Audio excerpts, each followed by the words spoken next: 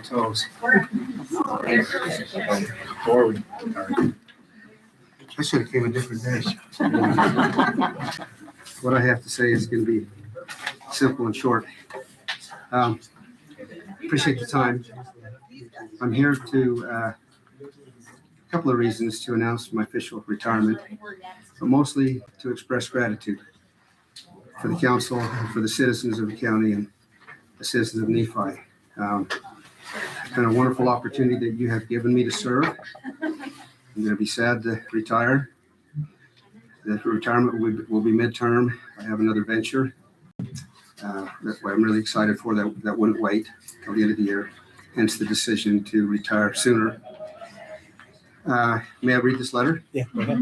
So, dear citizens of Jeff County, Nephi City, after nearly 40 years of law enforcement and 11 and a half years of service to the Jeff County Sheriff's Office, I have decided to announce my retirement midterm and pursue continued service in public safety security. I'm stepping away with deep gratitude and pride for the privilege of serving the people of Jeff County. Wearing the badge of the sheriff has never been just a job. It was and remains to be the responsibility that we all at the sheriff's office carry with honor. I'm incredibly grateful for the loyalty and hard work of the men and women who have stood beside me, and I'm completely confident in the continued professional service and new leadership that will follow. I would also like to express deep and sincere gratitude for the citizens and communities that trusted us to keep them and their families safe. And I will forever be thankful for the opportunity to have served as your county sheriff. Respectfully, Doug Anderson. And I'll just leave this so you can have a copy of it. My retirement's not official until I think I've got 2 weeks, so, excuse me. Thank you. I'm pretty solid in my mind that this is the best thing for me to do. But again, I'm just grateful for the opportunity. It's been a wonderful experience, an opportunity to serve the citizens of this county. So thank you much. I appreciate everything you've done as a sheriff, and then also, you've been very community minded as far as your participation in the Lions Club and different things. So kind of made as much impact as you can in as many different areas for our community. So thank you very much. Well, thank you. So more importantly, like I say, it's an expression of gratitude more than just the announcement. It's just, I'm really grateful. So thank you much. Thank you. Appreciate it.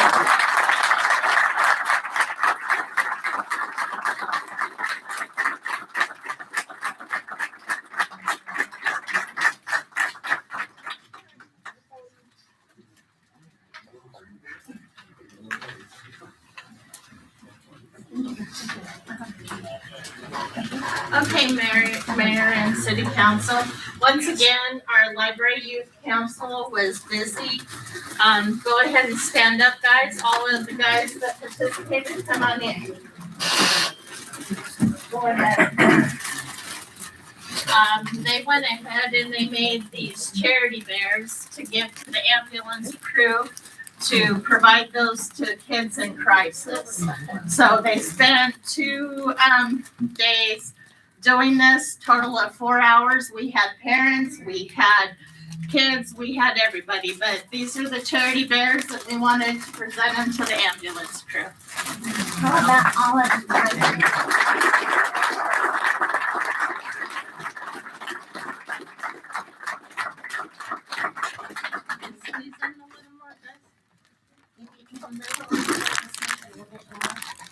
Yeah, maybe go that way. I don't know if we can, do you want to go out in the hall and do it? We might have better. Is that okay if we go out in the hall? Thank you, guys. Thank you.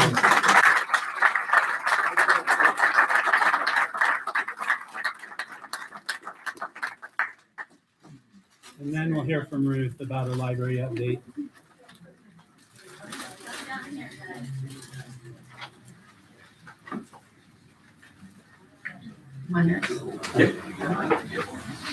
We're trying to help you out, Mayor. Do you have it up in the library? So Thank you. just so you're aware. many other people. Yeah, you got lots of people here to see you. I know. I'm super excited about that.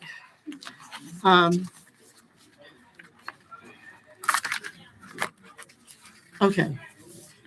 I just printed something off.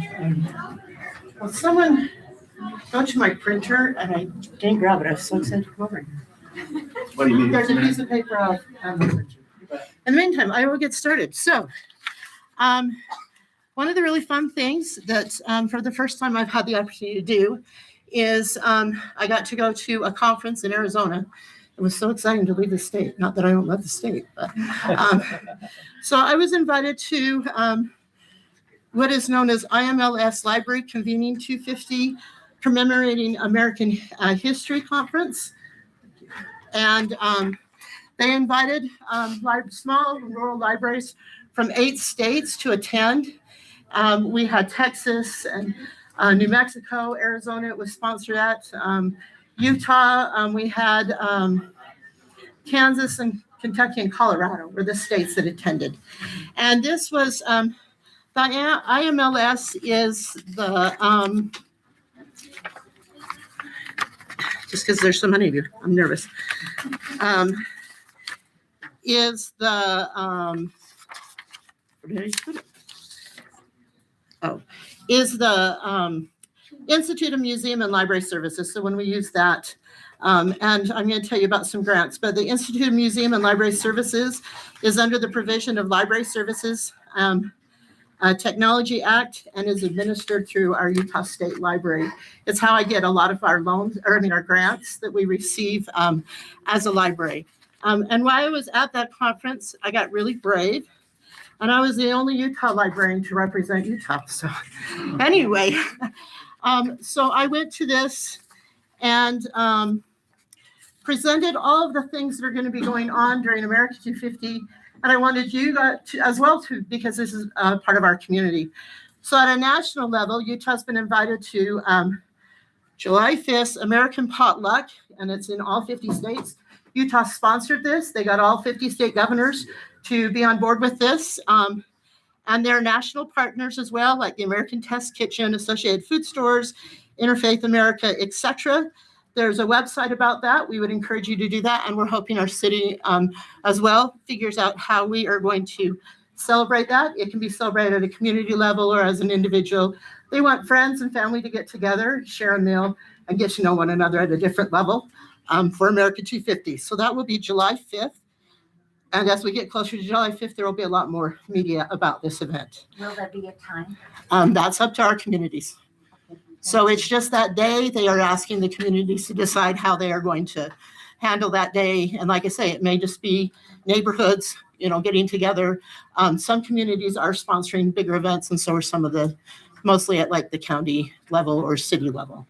Then at the state level, we are having the traveling of Utah's 29 counties.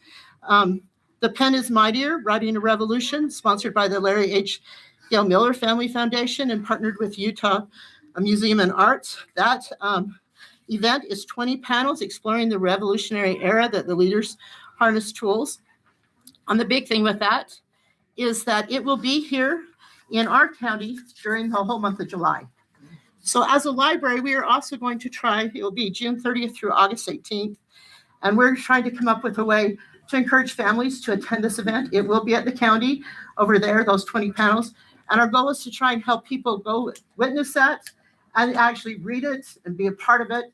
We want our kids to be a part of this. So we're trying to come up with some ways that we can do that and then sponsor a prize through the library for our families to do that. We're especially wanting families to do this because it isn't during the school year. The schools will not be able to bring families, but we want to encourage you to come to this big event for the whole month of July and learn more about our country and that and all those documents. And I think it's really great that our community was able to get it during July. So that's really awesome. Then at a county level, we are encouraging everyone to attend the on July 18th, the Juab County Historical Jubilee. Let's look back the early years of Juab County. This will be held at our fairgrounds, and the Daughters of Utah Pioneer are the ones that are sponsoring this event. And we hope that everyone in the community will come to this as well. They worked really hard to put this together. They're going to have early explorers. They're going to have pioneers with the wagon train, farming and agriculture with tractors, mining, and then at the conclusion of the event, she spent over 4 months trying to get the Ute tribe as honored guests to come to this Jubilee. And she finally had to go to the chief, and he agreed because she showed up. And he will bring they haven't been here in 90 years. They left Juab County 90 years ago, and this will be the first time the Ute tribe will come to Juab. So we hope that everyone will attend this and make this a big deal as well. And they are working really hard. And I think at a county level, that is a great thing for us as a community to celebrate America 250 as well. And then at a city level, our city's working hard on getting ready for the 4th of July and some other events that we're working on. And then I'm hoping that we can create some kind of a time capsule that we could do as a city level and then have it opened in 25 years at the 275th celebration. So that is still a work in progress. If anyone has ideas for that, I am open. So anyway, we would like to see something like that happen. And then at a library level, we have been celebrating America 250 all year. Tiffany, that was just in here, she created this pamphlet. So we have different events and different facts and information about our foundation, and we've been putting them out. If anyone wants copies, we are giving these out for people to have. We've also created bookmarks that we've been giving out to kids that has the pledge on one side and the Star Spangled Banner on the other side. And we will continue that for the rest of the year. We also will have our story times where at a national level, the story time theme is dinosaurs. So we'll be doing 2 weeks of dinosaurs. And then the last 2 weeks before the 4th will be celebrating with America 250 themes. And then our teens are doing the same thing, one with the dinosaurs and then one with America 250 for activities. And we are hoping that many will come to our library reading kickoff. It's at the park on the 27th of May, and it's from 10 to noon. And that's where our kids can come and learn how to be safe and things to do for the summer. And then we would encourage people to sign up. We have a summer reading program. It's for adults as well as children. And we give out really fabulous prizes from people in our town. So we do get local support for our prizes for that. So that is some of the things we are doing at the library level. And so these are the things that presented at this conference. And then we were able to leave some information for other states if they wanted to do something like our packet here. We gave them ideas that they could create themselves if they wanted to do that. And that was part of this workshop that I went to in Phoenix. So it turned out to be a really great experience for me, as well as I think there's some videos out there too of me presenting or something like that as well, I heard. So, but anyway, I was really happy to represent Utah and to do that. And so that turned out to be an amazing thing. The other thing I wanted to report on is we have received 4 grants currently that I'm working on. And these grants are funded by the Institute of Museum and Library Services. I have to read this. This is part of the thing. And under the provision of the Library Services and Technology Act, as administered by the State Library Division. One of the grants we received is a 2026 Children and Teen Foundation Book Enhancement Grant for $3,000. And with that grant, we bought 45 Beehive Award books, 19 Caldecott Newberry Award books, 34 manga and graphic novel books, 26 children's books, and 58 children and teen nonfiction books for a total of 172 books added to our collection. Then we received the LSTA Technology Grant. That's what that big long title stands for. And it was for the 2026 Library Technology Grant of $5,000. And this grant has provided us with 3 new staff computers, and it provided us 2 patron computers at this time for a total of 5 new computers in our library. The CLEF grant is a Community Library Enhancement Fund grant, and we received $3,780. And this year we are using that money to replace older books in our collection. A lot of our classics and some of our other books in all levels of our library need to be replaced because they've been so well loved. And so we are using that entire grant this year to replace books in our collection. Then the last grant, the LSTA Borrower Support Grant, we received $7,476. We are not planning on quite spending that much. This one's a spend it or they take back the money. But last year we spent $4,000. And this is our borrowers interlibrary loan grant. And it allows us to borrow books from other libraries for our patrons to borrow. So when you come into our library and we don't have that book you want, we can get that from other libraries. We currently have about 9 book clubs that use this grant to get books for their book clubs. We have homeschool families and the charter school that also use this to get books. And we are on target for at least $4,000 again this year. And this is just postage. That's all this grant pays for. So that's a lot of books when you consider that it's just postage, but we're on target for that for around $4,000. So those are some of the things that we are doing. The other thing we're updating you on is last week, I made a very bold decision, and I decided to replace our program that runs our entire library system after 13 years and changed it over. So if you have hiccups in your library services, that is why, and I am fully to blame. I take full credit for that. We have moved to a program. We were on a program called Verso, and we're now on a program called Koha for the staff side and Aspen for the patron side. So you will now see a different site for when you come in to look for your books or to place holds or to see what's happening there. So actually, I'm causing my staff a little stress because they get to learn 2 programs instead of 1.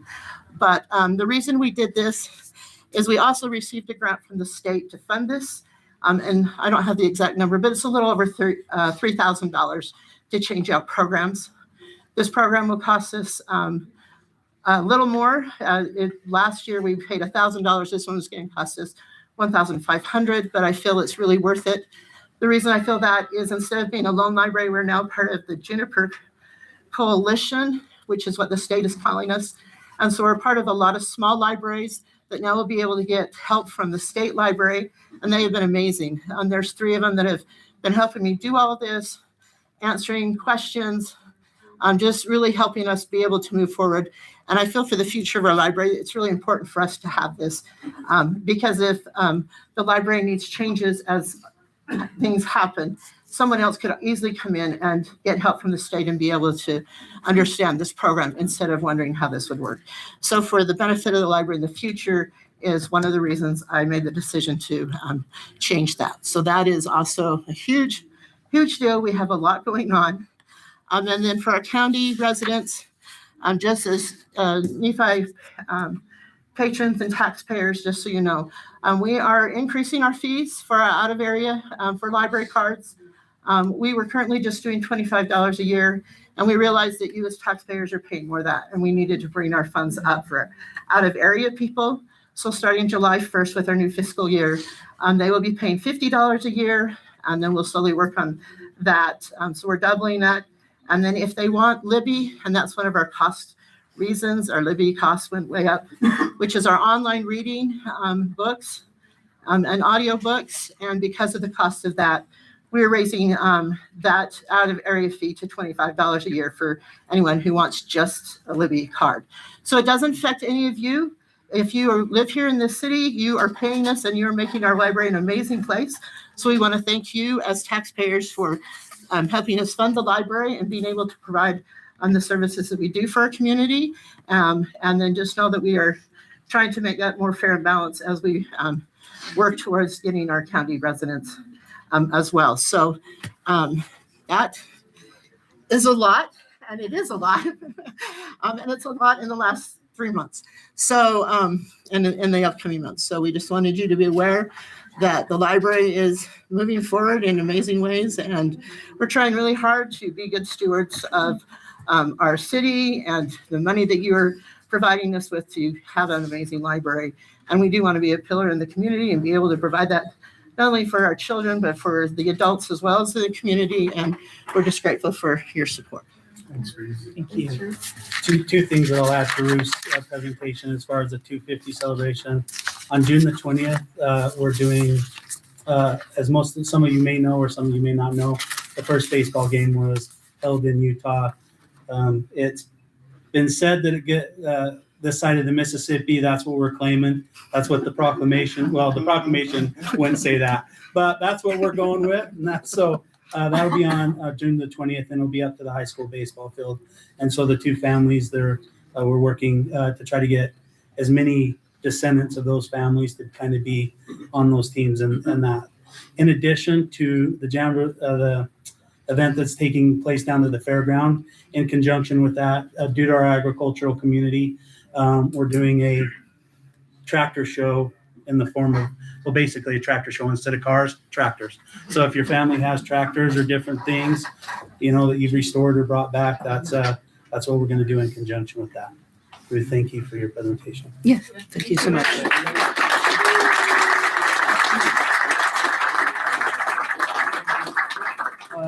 We'll move on to item number 6.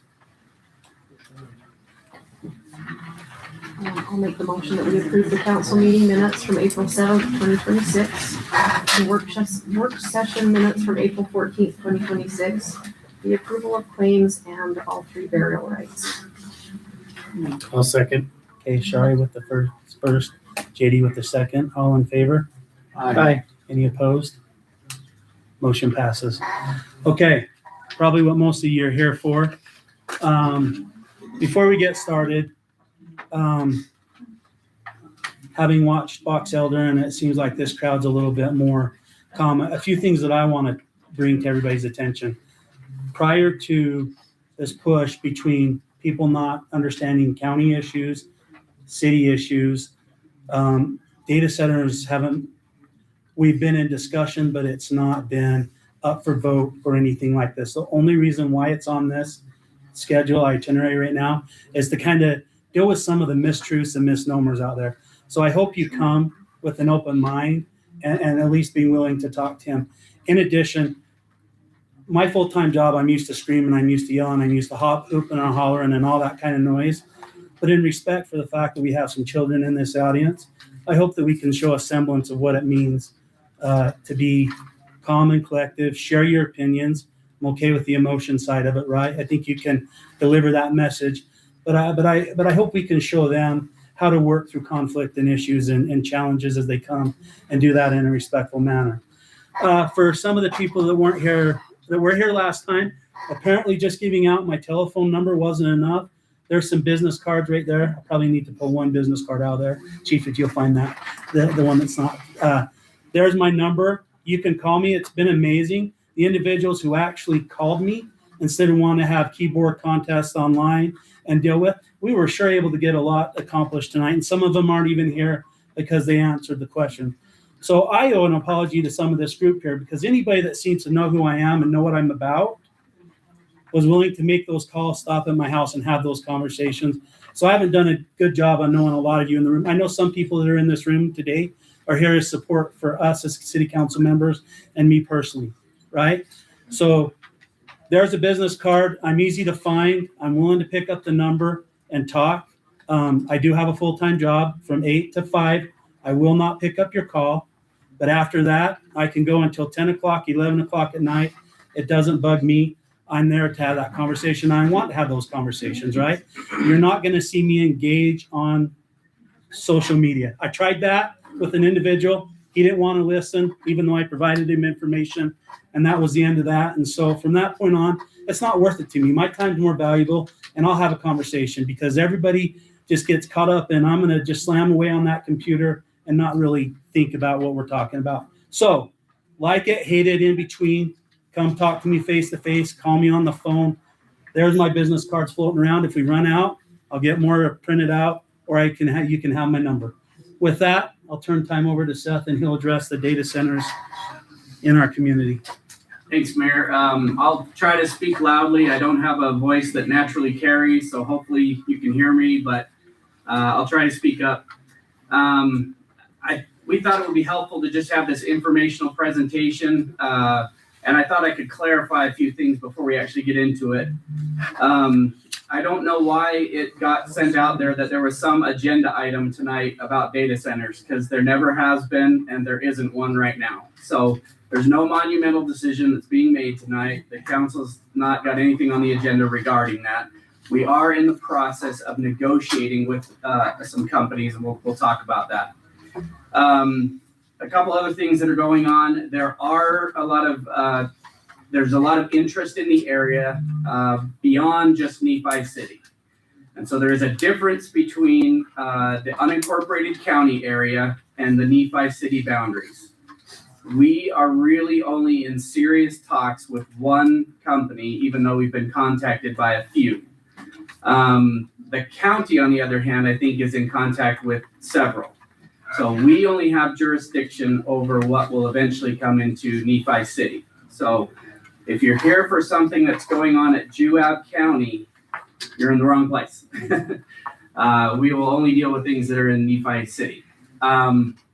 Another thing that I just want to clarify, and we'll kind of talk about this a little bit more in the presentation, there's some confusion about the larger, bigger building data centers and what we've now adopted into our industrial one code as a small modular data center. A small modular data center is really only about the size of a tractor trailer, a Connex box, something like that. They just park it, doesn't even use any water. You hook it up to electricity and the internet, and it computes. And it uses quite a bit of electricity, but not near what the larger data centers do. So there's a real difference between those two, and I'll talk about that in this presentation as well. So just want to clarify those two things, because I know there's been some good information and some bad information that's been out there, and hopefully that clears that up. So first question, why are data centers even looking in this area? Why are they interested in Juab County at all? A couple reasons. There is an extremely large substation between us and Mona City out here on the west side. There's a lot of power that gets delivered to that substation. And so there's interest because that has the capability to have more power delivered to it. And that's what data centers are really interested in, is power. And we have some capabilities here. We also have natural gas pipelines that are in the area. We have the Kern River pipeline that runs through Dog Valley. We have Williams or Mountain West pipeline that runs to the north of us. And then Nephi City runs its own gas department and has a gas pipeline that serves East Juab County. So they're interested in those things. We have less expensive land here than we do in some of the more urbanized areas. And we have land that some would consider not so pretty. and that's of interest to them as well. So that is why they're even looking in the area. So what are the options then for the Nephi City Council? And we've been at this and talked about this for a couple of years now. What are the options that we have if there's interest from a data center company? You can remove yourself from any negotiations, and we wouldn't zone anything, we wouldn't annex anything, we wouldn't bring anything into our city limits through zoning. We don't really have the room in our current city limits anyway for the type of space they're looking for. And so if we didn't negotiate with that, it's possible that a data center comes here anyway because they're interested in the area and including outside of the city limits. So we would maybe see the benefit or the impacts from it, but no real benefits. So that's one choice. Another choice is, well, maybe we engage with them. We have concerns, and maybe we can mitigate those concerns if we have a seat at the table and we can talk to them. And then if we do have a seat at the table and we talk to them, maybe there's some benefits to Nephi City and to the residents. And so out of those two options, to date, the council's picked the latter, that we really think that there's opportunities there to benefit Nephi City and its residents, and we can have a way to mitigate some of the concerns and questions that have arisen regarding these facilities. So what are some of those concerns? There's actually a host of concerns that have been out there, some of which are completely untrue, but the big ones I think are these. Water. Water is the biggest one that we hear about all the time. And data centers have been around for decades. And it's true, those early data centers were huge water users. They pulled a lot of water and used it to cool their systems and then discarded it. And so they shoved a lot of water through their facility. And we're just not really in a climate where that goes over well. And so they know that. Everyone that we've talked to knows that. No one is proposing a data center that uses a ton of water. But there are two ways that data centers can cool their facilities, because that's a big thing that they have to do because of the equipment they run. One is air cooling, which just uses more power. And the second one is a closed loop water system, kind of like a radiator in your car. You have to charge the system, and so it does take some initial water up front. But then once that system is charged, then it runs on its own. It does need to be discarded and refilled every so often. So it's not like it runs forever, just like you would on your car radiator. You're gonna have to flush that system and put in new things, or put in new liquid, and they would have to do the same, but it uses a lot less water than what previous data centers used to use. Some of the concern is, well, what do they do with that water if it's contaminated? Well, that's a concern that the council has brought up well before this meeting. And one of the things that we're going to require is that any kind of discarded hazardous material is going to have to follow EPA standards and is going to have to meet Utah Division of Water Quality standards. So they're going to have to they're going to have to follow those regulations just like any other business would. And they can be turned in just like any other business and be fined and be held in violation, just like any other business. Another concern that has been brought up is power. So from a power perspective, yes, they use a lot of power. Just to kind of give an idea of what they typically use. Nephi City owns its own power company, so we know what kind of wattage we use. And as a whole city, including all of our big industries, at our peak times during the summer when everyone's running the AC units, we're at about 29 megawatts for our whole city.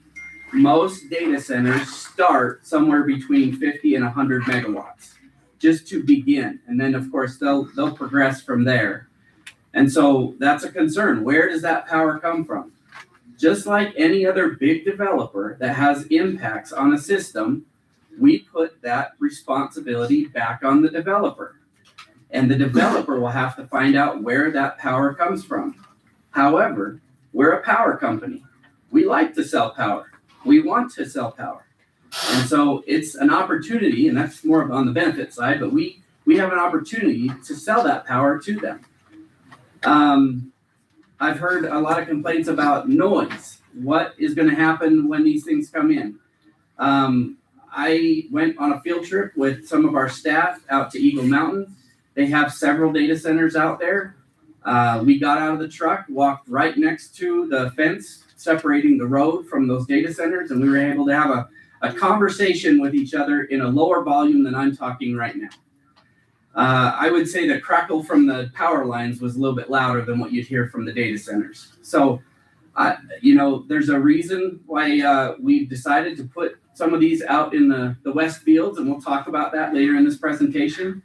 But it was to mitigate any concerns that we had about noise. And then we've heard a lot about jobs. They don't bring a lot of jobs. Well, that is true as far as their operations go. But as far as the construction goes, they bring in a lot of jobs. And they have a direct injection of money into a community when they're constructing their facility, particularly when they use local contractors to build their facility. But we actually see that as a net benefit once they're up and operating. What I've heard from a lot of people, what the council's heard from a lot of people, what's included in our general plan is that, we love our rural environment. And if we had a company bringing in thousands of jobs, that would have a massive impact on our school system and a massive impact on our housing market. And so we actually see it as a positive that it is not bringing in a ton of jobs. So where can Nephi City benefit from having a data center? Like I said, we run our own natural gas utility and we run our own power utility. Most cities can't claim that. There's a lot of power cities in Utah, but there are very few that run their own natural gas system. So we stand to benefit from selling two different utilities that use a lot of those commodities. and we have the ability to sell them those commodities.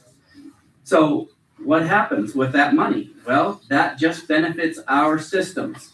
It helps us maintain our systems. It helps us to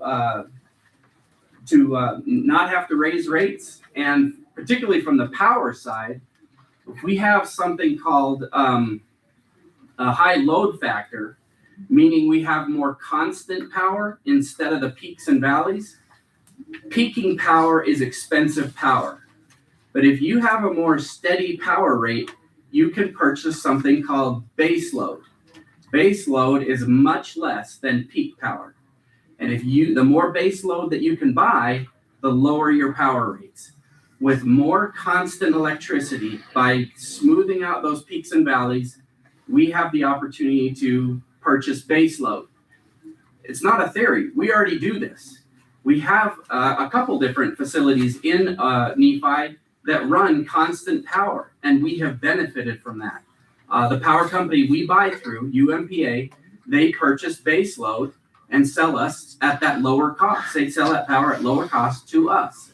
They're a public entity as well. They have no incentive for profit. We don't have an incentive for profit. We have an incentive to maintain low rates and to maintain our system.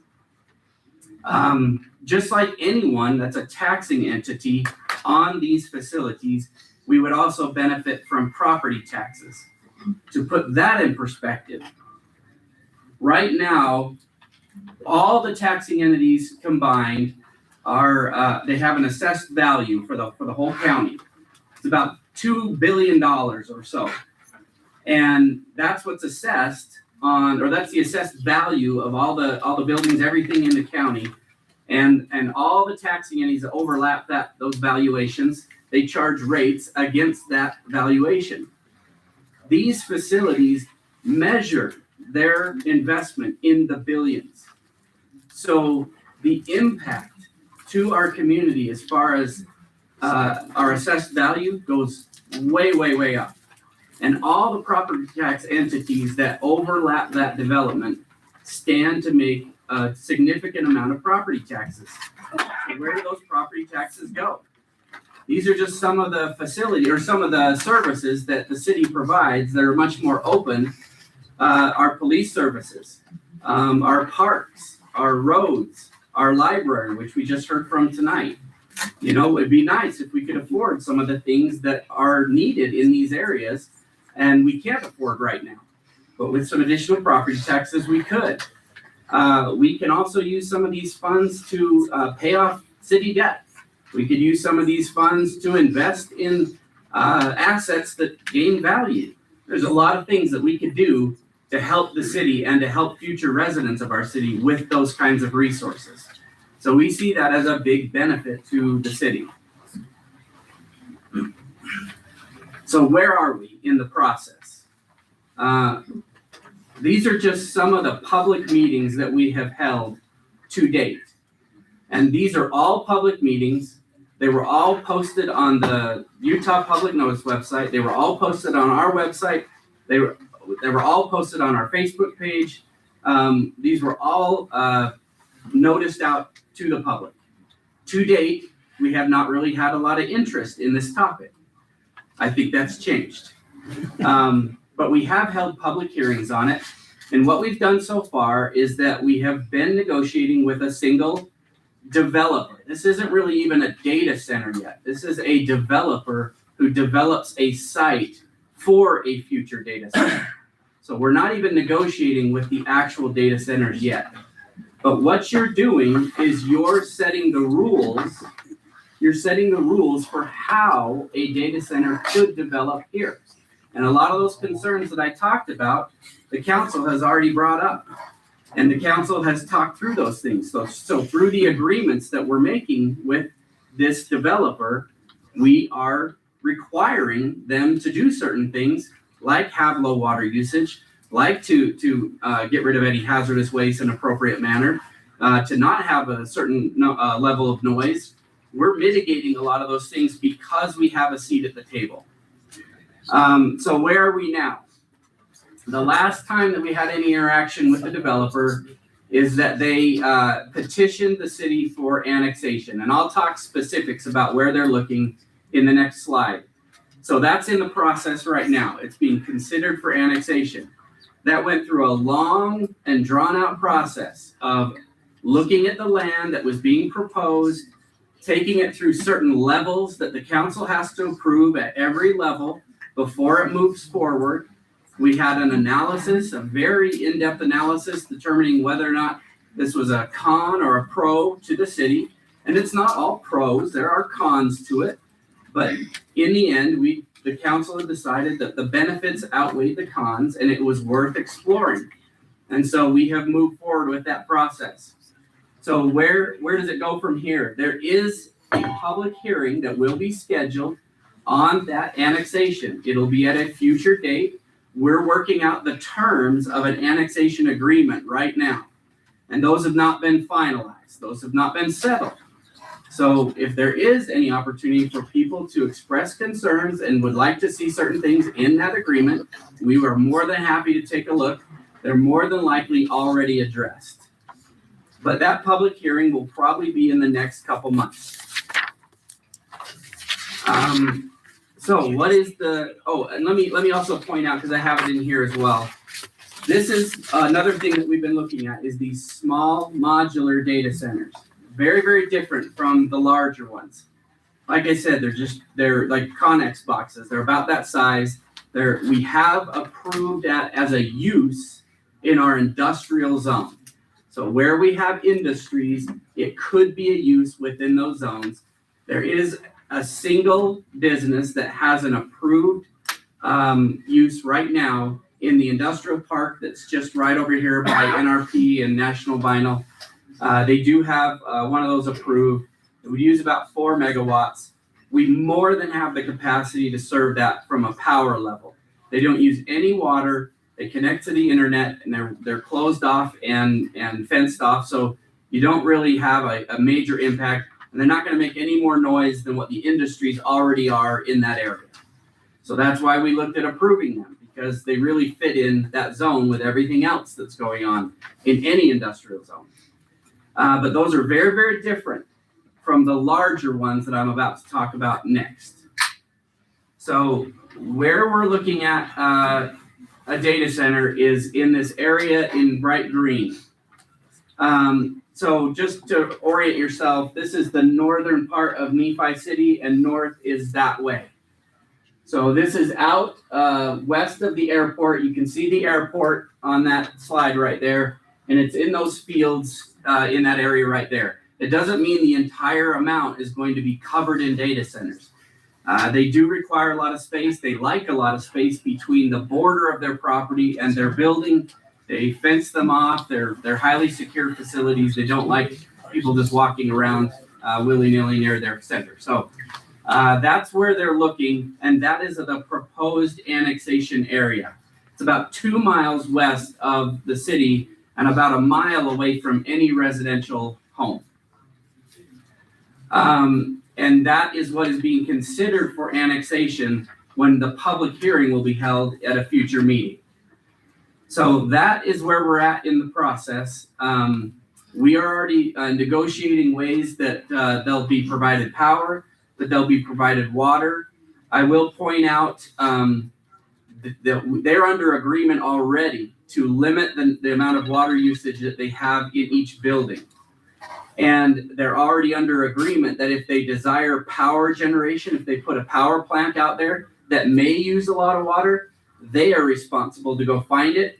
They are responsible to bring it to their site, and they're responsible to pay for it all. Why this can be a very good thing for our community is we've been promised a long time that Central Utah Water would bring water to our community. We have never been closer to that opportunity. For years, it's been kind of a pipe dream, but now that water is in Santaquin. It's being piped to Santaquin, and we have the option to pull from that pipe and bring it into Juab County. That's an expensive build. In order for us to get that water, and they've promised somewhere between 8,000 and 10,000 acre feet, which is quite a bit. To put that in perspective, they're under agreement to only use 8 acre-feet per building. But Central Utah Water could bring 8 to 10,000 acre-feet of water from outside this valley. It would come from Strawberry Reservoir and bring it into the valley. But in order for us to fund a project like that, we have to be willing to purchase the water. Big purchasers like this development can really help bring that to our communities and provide water well into the future for any opportunities for any city north of Nephi. So those are just some reasons why we're looking at that specific for Nephi City. Any other data centers that might be talked about are outside our jurisdiction. They really don't have anything to do with them, and they don't fall under your authority. So these are just the one. This is just the one that we're looking at. Happy to answer any questions from the council. I hope it answered most questions from the public, but I have some cards here. The public comment period is really just for the council to listen and express, hear concerns. But if there's larger conversations that anyone's willing to have, I've got cards here. I'm willing to set up an appointment with anybody and talk through anything that's going on from a city perspective. But happy to answer questions from the council. So Seth, help us understand a little bit about how we enforce the solutions that you've presented today, such as water, power, noise, etc., when we're going through this development process. So they'll be required to sign an annexation agreement. So they and any assigns that they have after their annexation will be required to follow this agreement, or we can impose penalties, or we can sue, or whatever we want to do to make them live up to those obligations. That they'll be under obligation through those agreements. Okay. I've heard a lot of concern about health concerns that could potentially happen, and I know a lot of that would come from fossil fuels. Are we mitigating that to make sure that they're not using fossil fuels? Well, they probably will. If they do a power generation plant, they'll probably use natural gas. But we already have one of those in this valley. It's right up there, and it's running all the time. So we already have those things going on, and natural gas actually burns cleaner than other fuels. So if they were going to produce power using a fossil fuel, that's the preferred method. Honestly, the best source of power for the kind of power they're using is nuclear, but nuclear takes a good 20 years just to get approval. So even if they were looking at nuclear, that would be well down the road and would probably take even longer than 20 years. So the only option for them is to have a natural gas power plant. And we happen to sell natural gas. Again, that's a way that we actually benefit from that development. We would sell the natural gas for that facility, and those funds would come back to us. And I did forget to mention, there's a percentage of gas and power sales, utility sales, that do come back to the general fund as a dividend transfer. And so the city's general fund, which had all those services I talked about, benefits from those sales. So we have the opportunity then to better all the services that we provide and potentially don't raise taxes because we have those funds coming from other sources. I mean, wouldn't that be nice if we had those opportunities? So that's one of the reasons we're really looking into this. No one likes taxes. If there's a way we can fund things otherwise, we would do it.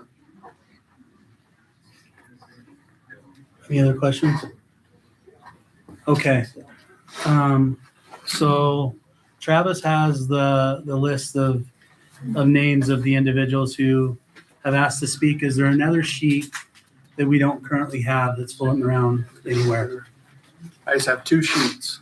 Is there anybody out that way that? Okay. Yeah, and so. I'm actually going to read their names. Okay. And then I'll read the timer, right? Yeah. Okay, so as Seth talked about, I just want to reiterate the fact, general public comment is now a time allotted for public comment on issues either on or off the agenda. Please keep your comments respectful. At this time, the council will listen to any comments that the public may have. It is not a question and answer session, and the city staff will follow up any additional items as directed by the city council. Comments will be limited to 3 minutes. and we'll go ahead with whoever's. Okay. All right, first up, I have Bryce Gardner from Nephi. I'll wait till you have your next meeting. You want to wait for the next one? Okay. Ron Steppen. You can come up here if you want to. Or you can, if you think you can do it from there. Okay. Yeah, I have some concerns. Speaking of water first, when you say you're gonna pull water from Strawberry Reservoir, and that's how, with this drought we're in, and, we can't even fill up Lake Powell, we can't fill the Great Salt Lake, everybody's looking for water. Who's to say that Strawberry Reservoir wouldn't dry up also? And then now we have no water coming from there. So I have a real concern about water. And also one other thing about water, I listened to a community in Ohio talking about water today on the internet. And I know you can't believe everything up. This is pretty legit. This is in a meeting just like this in a town. It was a Mr. Hollingsworth that spoke. And he said about this loop that they use to cool, that's supposed to, you have a one-time huge water build up and then the loop takes care of it like a radiator and so on. But his concern was this, and that's partly true, but the other part of that is there is evaporation. According to him, he's a technology worker, he's a digital artist, he's worked with AI centers. He actually developed some of the technology for them to work, and actually, because he did that, he was laid off. He no longer has a job because AI just took over his job. But anyways, he said that as far as that loop goes, there's lots of evaporation, so that one-time water is not just a one-time deal. There will be more water that's going to be needed on a daily use as water comes through, as some is evaporated out. You're going to need some coming in to take its place. He also said that there are what he called forever chemicals. There are chemicals that they use in the water also for the coolant, and his concern was, what do they do with those chemicals? They don't go away. They're going to go in the air. They're going to go in the water. What are they going to do? So that's some issues that I had. Another issue is jobs.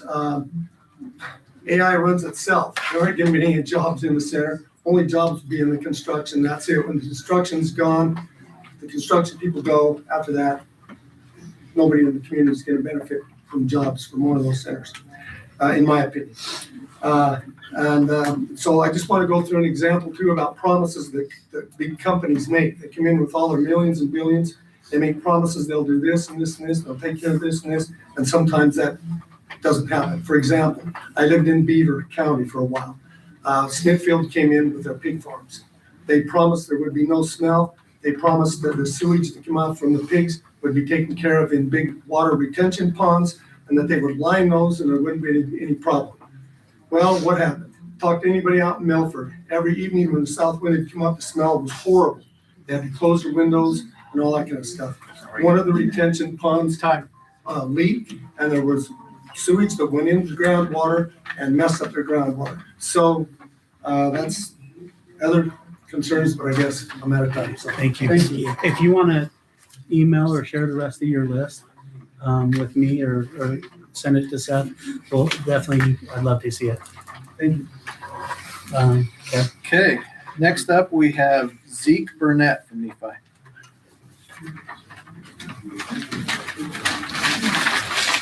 Good evening. So one of my concerns is that I want to make sure gets addressed is the idea of state-based tax breaks and revenue breaks that policies that the county and city wouldn't have any control over.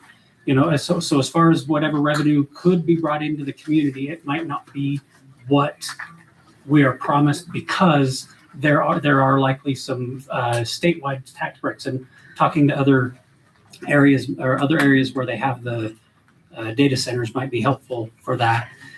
Regarding the air pollution and noise pollution, my understanding is that comes from diesel fueled backup generators to ameliorate the power when the grid's lower and they can't draw the amount of power that they need to.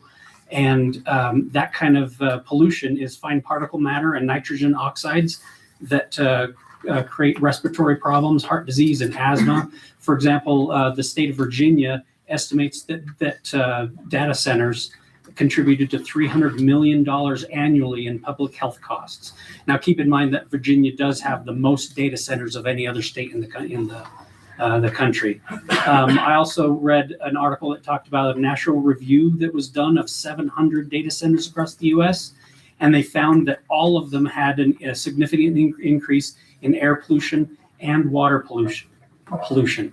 While it is true that most of those didn't have the recycling system, I didn't have any information on those recycling systems because apparently they're fairly new, but that's a concern. So those are the three things that I'm primarily concerned about. Is that like when the gentleman over here went and visited the data center facility, it's very likely that they weren't having to run their diesel generators while he was there, which is where the noise pollution comes from and where that air pollution comes from as well.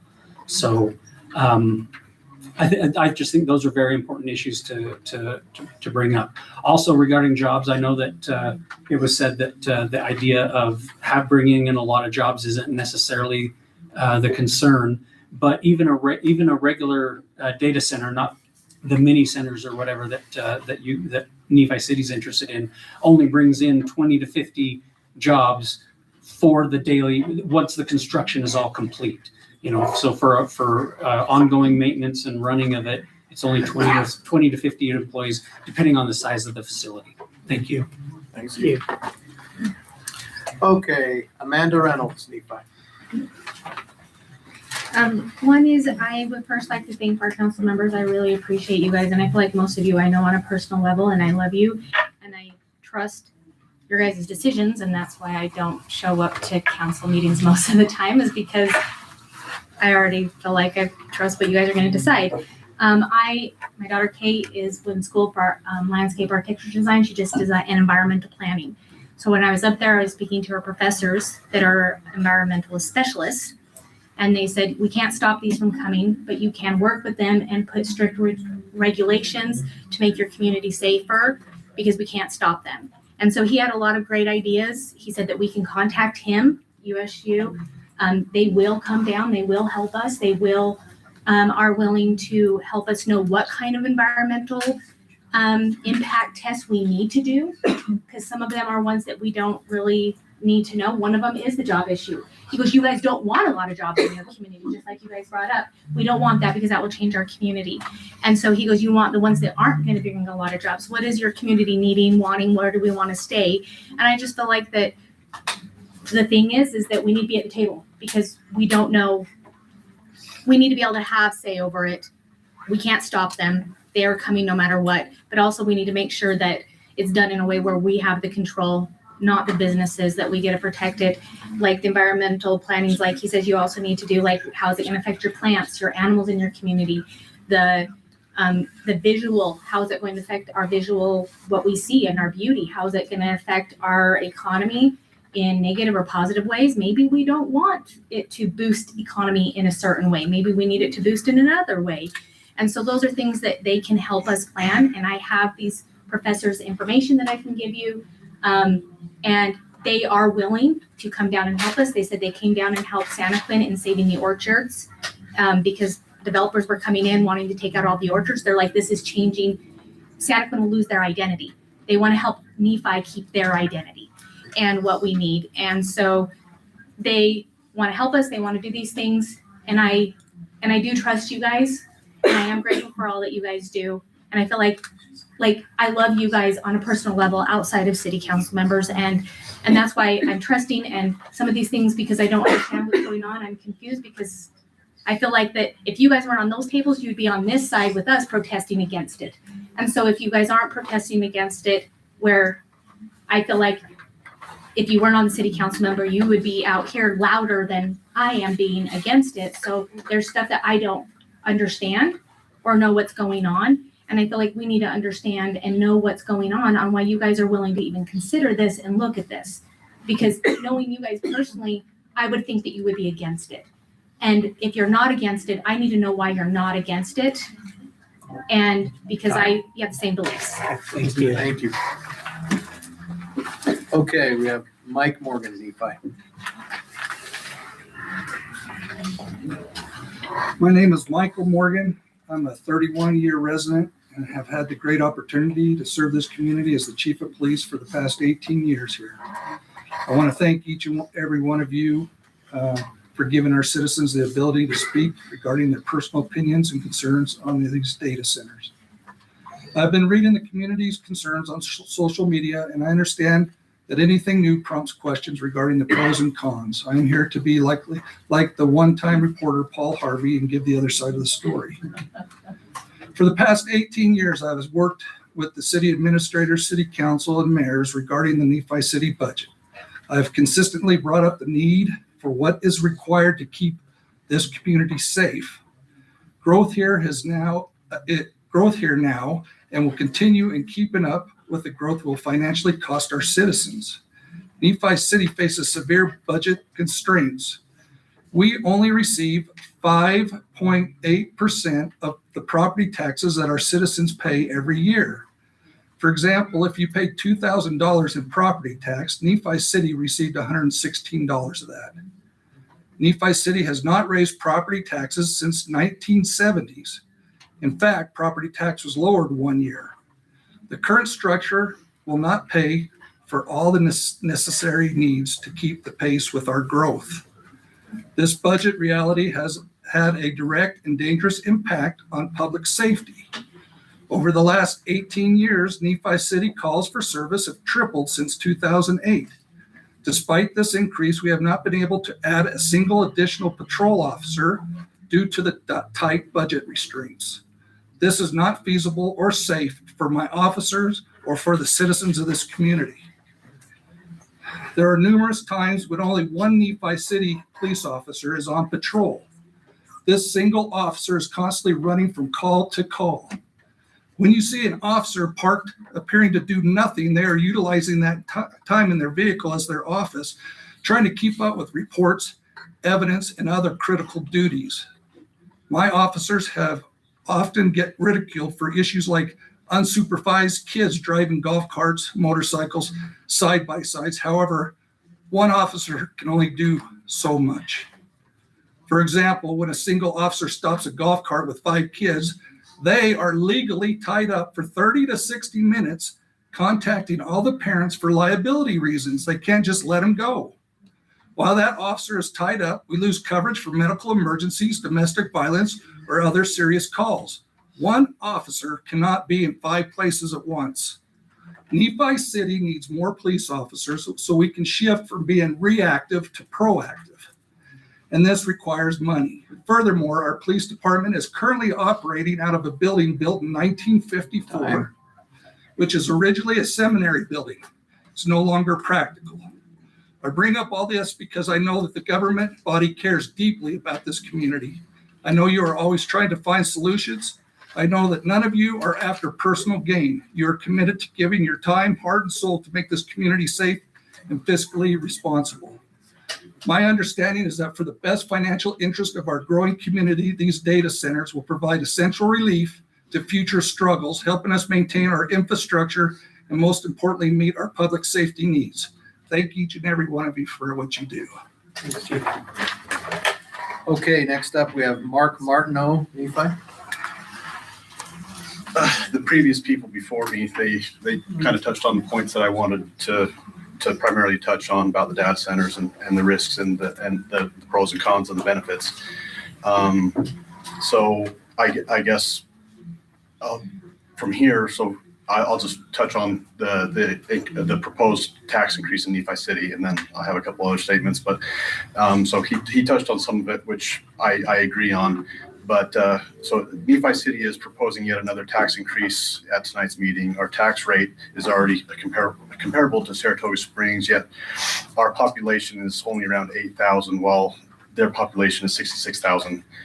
Saratoga Springs property tax rate is 0.04%, while Nephi's is 0.56%. So I'm just wondering, why does Nephi City need to raise their taxes even more when we're comparable and we're growing? I don't know if it's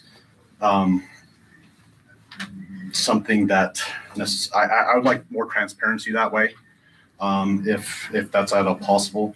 And then in regards to the data centers, so you guys are put here in place to represent our community, which we're all here worried. And what's the long-term effects about that's going to come down the pipeline. So I just wondered if you guys are willing to put up a vote to Nephi City and our county to see if we approve, if they oppose it or they're in favor of it. And if they oppose it, are you willing to listen to the community, which they elected you to represent us, if you're willing to say yes or no to these data centers? Thank you, appreciate it. Thank you. Next up, we have Tom Fowkes from the county.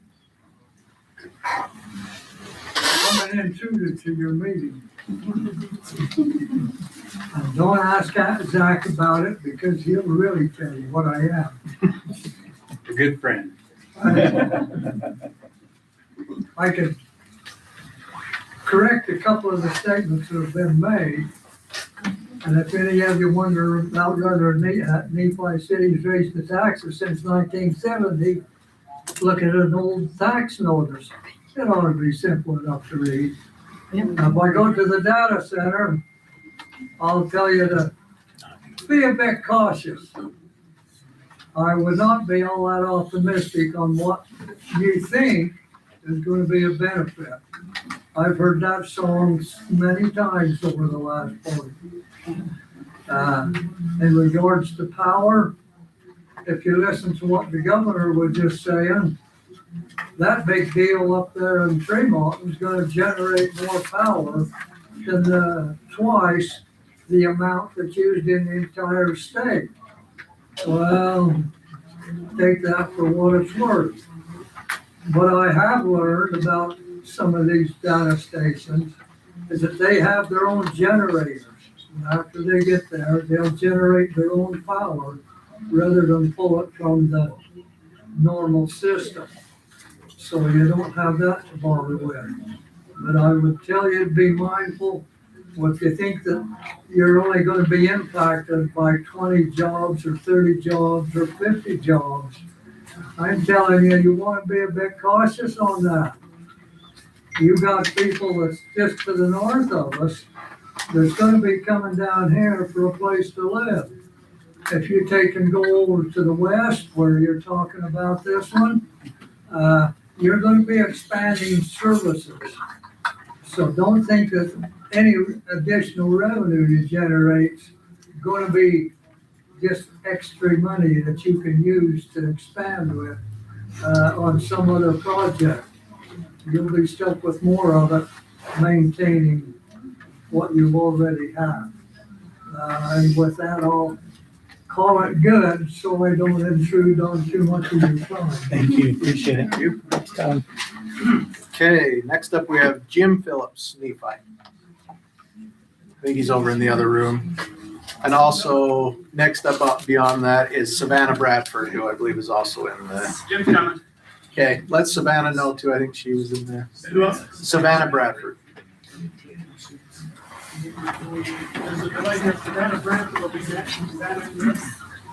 Hey, Jim. Okay, Jim?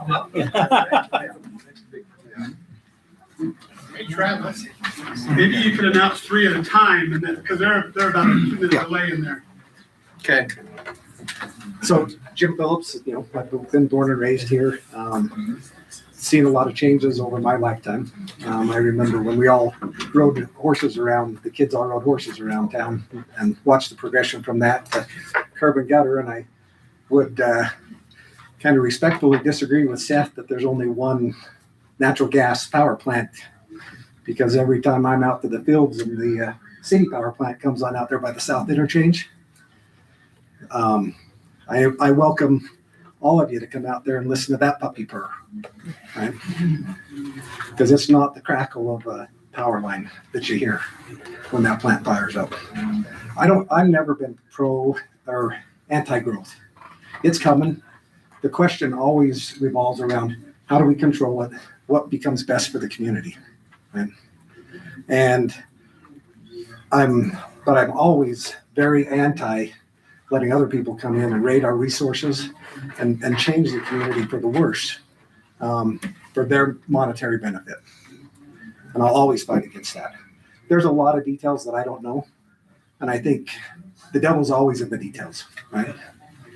You know, I don't know if this is the truth or not, but my friends in Sanpete County tell me that the city's also considering annexing the agri park, which is an additional 900 acres out there. Well, now you're starting to bite off thousands of acres at a time. You know that's going to fill in. Where do the resources come from? Where the hell does that water come from? Because I'm getting notices and they're posting on Facebook that I can't water my lawn, and we're going to annex another 1,000 acres, develop business parks, data centers. I have a little bit of an understanding of how cooling loops work, right?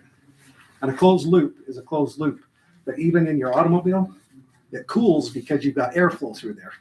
So there's a secondary cooling mechanism for that closed loop. I don't know what that is. I don't know if there's agreements been made. For me, I listened to the discussion. It's unclear to me. Do we have an agreement? Are we having a discussion? Where are we really in the process? And I think that's the kind of transparency that the citizens expect and deserve from their elected officials. Right? If we're have a deal and we're doing a public hearing so that you can dot the I's and cross the T's, that's at a different point than, no, we're considering this. And I think you need to be honest with us as the citizens of the community, where the heck we are, right?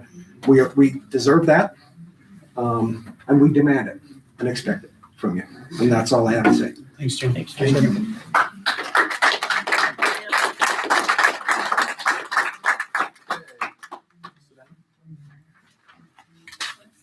Or, yeah, if you're ready. I don't know, I'm not very well.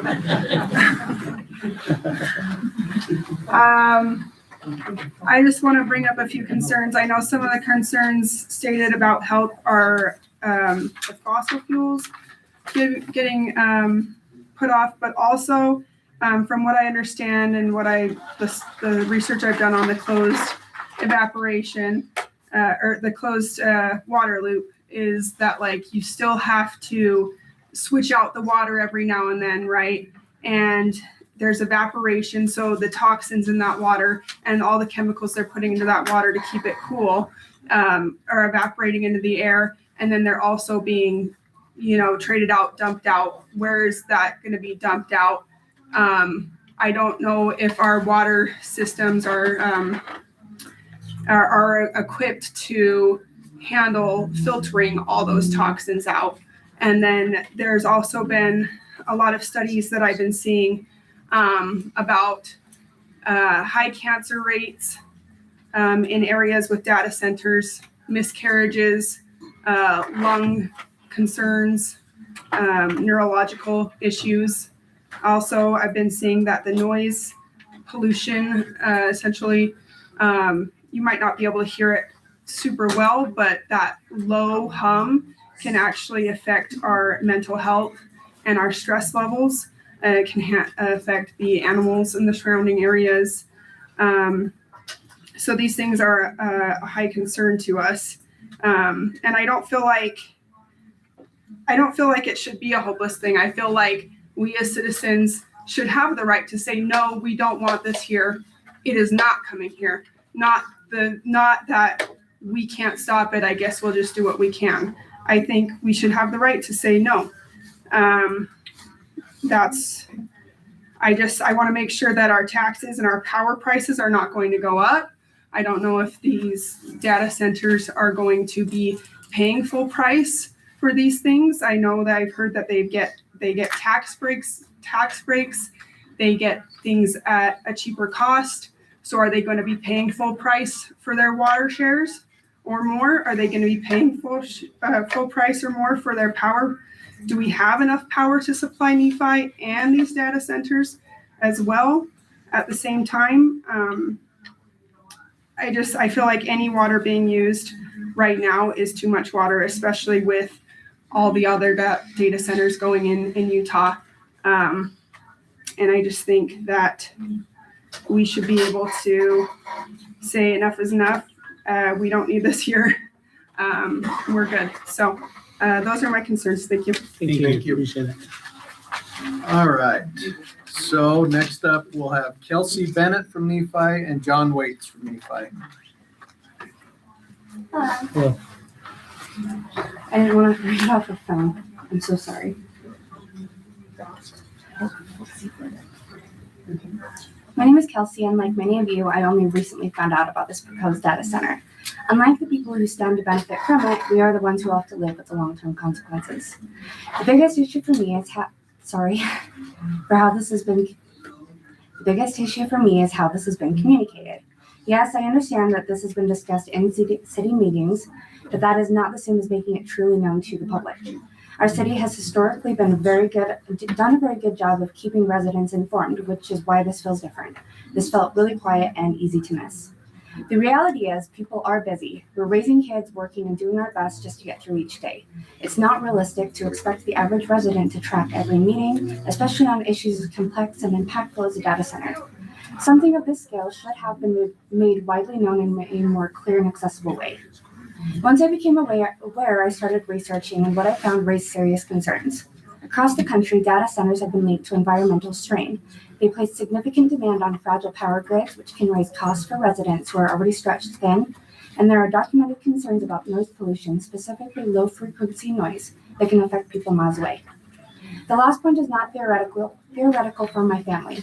My husband suffers from chronic migraines. Facilities like this could make him and others like him especially vulnerable. That matters to us, and I know that we are not the only family here dealing with health sensitivities. We've been told that the company behind this project has answers to these concerns, and maybe they do. But that's exactly why this process needs to slow down, not speed up.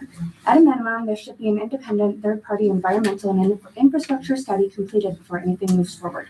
Not one funded or controlled by the company proposing the project, but one that is unbiased and focused on protecting this community. And just as importantly, the people of this town deserve real time to understand what's being proposed, not under pressure, not at the last minute, but openly, transparently, and with full access to information. Maybe this project is something our town will ultimately support, but right now, many of us are just hearing about it. And that right there is reason to pause. We are the ones who live here. This is our water, our power, our health, and our future. Please slow the process down, give this community the transparency, the time, and the independent evaluation it deserves before making a decision that cannot be easily undone. Thank you. Appreciate it. Thank you. Thank you. John Waits still. He left. John had to go. He had to leave. Okay. Okay, next up, we'll have Zach Buck from Nephi and Jamie Flanders from Nephi. All right, appreciate the time. Basically here to show support for you as elected officials. Job's a hard job. We have put trust in you by electing you, and I know that you are doing what's best for the city. I've come to quite a few of the meetings that a lot of people say they don't know about. It's not hard to find out when these meetings are. And I came to them because of my job. When I first heard, I was skeptical. Like, I've heard all the negatives. So I was like, we don't want this. I started doing my own research. So I've been to Eagle Mountain. I've talked with people that live a mile away from the Eagle Mountain project, asking them how it affects them. These are not small homes either. These are like $800,000, $900,000 homes that are right a mile north of the nearest Eagle Mountain building. They're like, we see it out our back window. We don't hear it. It doesn't affect us. Talking to Eagle Mountain, because I went there because they're the closest place I know that has them. When the closed loop system is fully charged, it takes about 40 million gallons, depending on the size of the data center. After that, it uses 5 to 6 household equivalent of water when they recycle and everything. So I started doing, like I said, my own research. I wanted to know for myself. And so I'm not here to sway anyone. I appreciate you guys taking the time to serve our community. It is a thankless job, believe me, I know. And so with that, I'm happy to answer questions in my office from anyone that wants to come see me. I'm the most popular guy. You don't know who I am, find out. I've only had to kick 2 people out of my office for language and, being disrespectful to me and my staff. So I'm happy to sit down and talk with people and have a discussion, because I think it's important. I think it's important to our community to have this. I mean, we live in the greatest country in the world. To be able to come up and voice our opinions in a free society, and to be able to leave and not have any repercussions from the state, from the city, maybe from other people. But what a blessing it is. Thank you. Thank you. Yeah. Okay.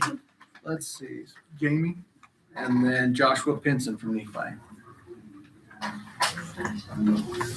Okay, I am not for or against. I think a lot of you in the community were uninformed. We hear a lot of things on the news. We don't hear anything from our mayor, I guess, unless we call you personally. I think we can respectfully disagree. I think our communication style is a little different. I'm more of like, let's try to get the information out to the masses as quickly as possible. When I have if I were to have a private conversation with you, nobody else can hear that. That's he said, she said type situation, right? So the people that you were thinking that called you personally, what did you guys talk about? So it's 2026. I think trying to get your message out to more of the community on social media is the biggest way to get that out and to lower the temperature. Try to get honest information out there. If there's something that we get wrong, obviously, I mean, we watch the news, TikTok, Instagram. Half of it's true, half of it's not true. Who knows? Who knows? Does anybody really know? I mean, these companies come in and they say, oh, and there's this, and there's this, and there's this. Does anybody really know? I don't think any of us really know what the impacts of this are going to be until 10 years later, 20 years later. So, in all due respect, Mayor, I haven't called you since our golf meeting. I don't think I need to. My post on Facebook was not meant at all to be, what's the word? I don't want to get people wound up. I think people were getting confused about data center in Mona, data center here, the one in town that's going to go on Main Street. That was my whole thing, is to be like, hey, there's like several separate things here. Okay? So it wasn't any disrespect to any of you. I do have to say I have a newfound respect to all of you, because I was going back to I looked at every single council meeting from 2022, and it's a lot. And I'll admit, half of the stuff that they like talk about, I have no idea what they're talking about. So I would appreciate if you or maybe one of you guys that know all of this like legality jargon that the rest of us don't really know, it would be nice if you put something out there. You can turn your comments off. There are people out here who like to argue and they don't want to hear other people's side. Contrary to maybe your belief, I'm quite open-minded. My mind can change. And I'm going to just speak to you directly. Okay. My comments directed about any of this has nothing to do with the conversation that you put out or others, in no way, shape, or form. So I hope that your comments and thoughts aren't towards you think that I'm disagreeing with what you put out. If you want to know the honest truth, I thought you did the best job of anybody to try to find a happy medium between the arguments. So. But I feel like you're calling us keyboard warriors. There is keyboard warriors. Definitely true. Definitely true. But I don't want that. No, and or one person that argues with you for you to like shut down and not I'm talk to the far from like, shutting down. And I know I shouldn't be talking, but I don't want you to think personally that anything that I said was an attack on you. I should have maybe said, Jamie, thank you for giving the fair argument of both sides of it, but it's not a direct attack on you. So with that said, I'll let you finish, and I'm sorry. Thank you for clearing that up. Jamie, I paused, so you have 30 seconds left. Okay, so my one question was, a lot of my questions were answered tonight. Don't know if we agree or disagree. One of my questions is an environmental impact assessment been done, or will it be done for the data centers that are coming here? And then also, we've heard information about there's gonna be 5 separate data centers gonna be here in the future. There are some in the works. There's gonna be one in Dog Valley. Is that true, not true? I've read so many things over the last couple of weeks that they're all kind of getting mixed in my mind. But I think those were the biggest 2 things. Thank you, Jamie. Thank you. All right, so we got Joshua, and then we just have Brent Boswell from Nephi and John Crippen from Nephi are our concluders. I'd just like to express my disapproval with the idea of adding a data center, and without attempting to attack anybody in doing so. I entirely disagree with the idea that we as citizens cannot fight things that are happening in the world. That's the whole idea why we're all in this room. If we are just victims of fate, I don't know what we're doing here. We absolutely have the ability to say, not here, not now, or not ever, or if it is the right thing to do to express our opinion. The gravity of this issue is not whether or not we're going to change the speed limit in some part of town or other small issue. This is a massive change the environment of this town. The amount of energy consumption and water usage, even if it's efficient, is on a scale that has never been seen in the history of mankind. This is not a small thing. And subsequently, probably should be an issue that's put forward citizens for a direct citizen referendum to see whether or not it's appropriate. This can't be done, and not saying that it wasn't intentionally done so, in a back room or with 10 people in the room. This is of a scale that's much more significant. The environmental impacts are tremendous. Pulling water from the ground, from the mountains, from Strawberry Reservoir, these are all things that we have done as a people for an extensive amount of time, often under the assumption that there will always be more. We can just keep doing that and there will never be any consequences from doing so. And that's not, as it turns out, true. The Colorado River has not been getting as much water as it needs. Strawberry Reservoir goes into the Colorado River. This idea that somehow we're just going to be able to tap into these resources ad nauseum is not based on reality. Water rationing is a real issue. And power, which there were some comments about it, supply and demand definitely has a scenario where if you bulk purchase certain things, you can get them for cheaper. But the reality is utilities don't function off of the free market.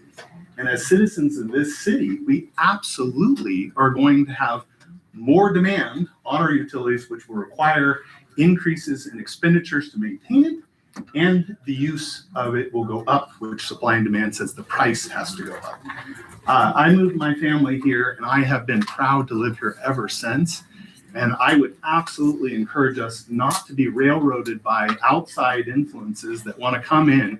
And, again, I don't know the exact square footage, but that's about, if you overlaid that area over the main portion of Nephi, we're talking about equivalent areas. This is a massive change to this valley, not some small thing. Absolutely, I think direct citizen involvement is necessary. Thank you. I see the rest of it.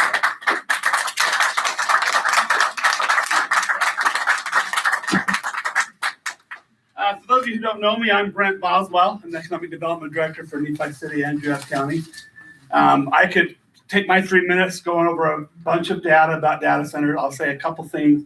If you've seen one data center, you've seen one data center. And so when you do research on one that's in another state, and particularly say where water is a waste product, they do it differently than they're going to do it in the arid parts of the United States.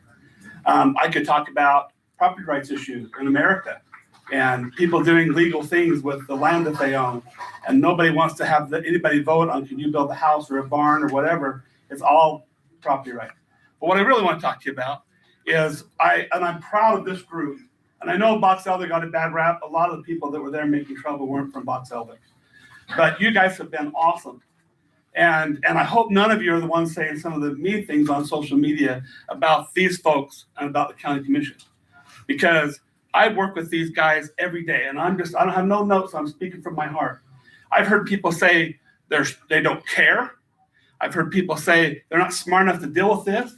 And I've heard people say they're getting money. in the back pocket from these data centers. And I reject those three things.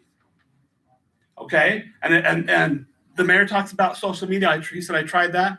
Because if any of us go to post a truth underneath one of those mean comments, all it does is throw gas on it, and it makes it burn hotter and worse. And it may not be legal for us to not have comments. We're looking into that. From a city standpoint, we know we can't erase certain comments because we don't like them. Can we not have comments at all? Because it would be awesome if these folks had a safe place to go on and say, here's my line of thinking. Okay, as Americans, we vote people in office. Do we like the Iraq War? How do we know? None of us know. We know that we've been told in the news, and we survey, say we don't like it, and they say we don't like it. It's the same with this. We hire these folks at the election ballot box to look into this stuff for us. We can't do it. We don't have access to the information. I do because of my line of work. I get paid to find this stuff out. And then I see these guys marching into meetings at 9 o'clock at night. Their eyes are glazed over. They haven't had nothing to eat for 5 hours. And they're at another meeting, virtually volunteering their time to do this work for us. And to say they don't care is ridiculous.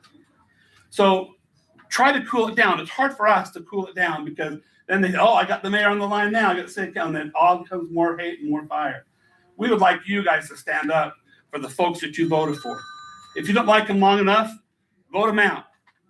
But in the meantime, these guys are here to serve us in a way that if you're not here, you don't understand. I don't even understand why anyone want to do it. And especially when the hate that they get, I think their spouse is like, what are you doing? You already help other areas. Don't do this. And then they do. And then they sometimes do it twice. It's crazy. So I appreciate you and your respect, but let's trust the process and trust these people. Okay? That's all I have to say. You can call me also.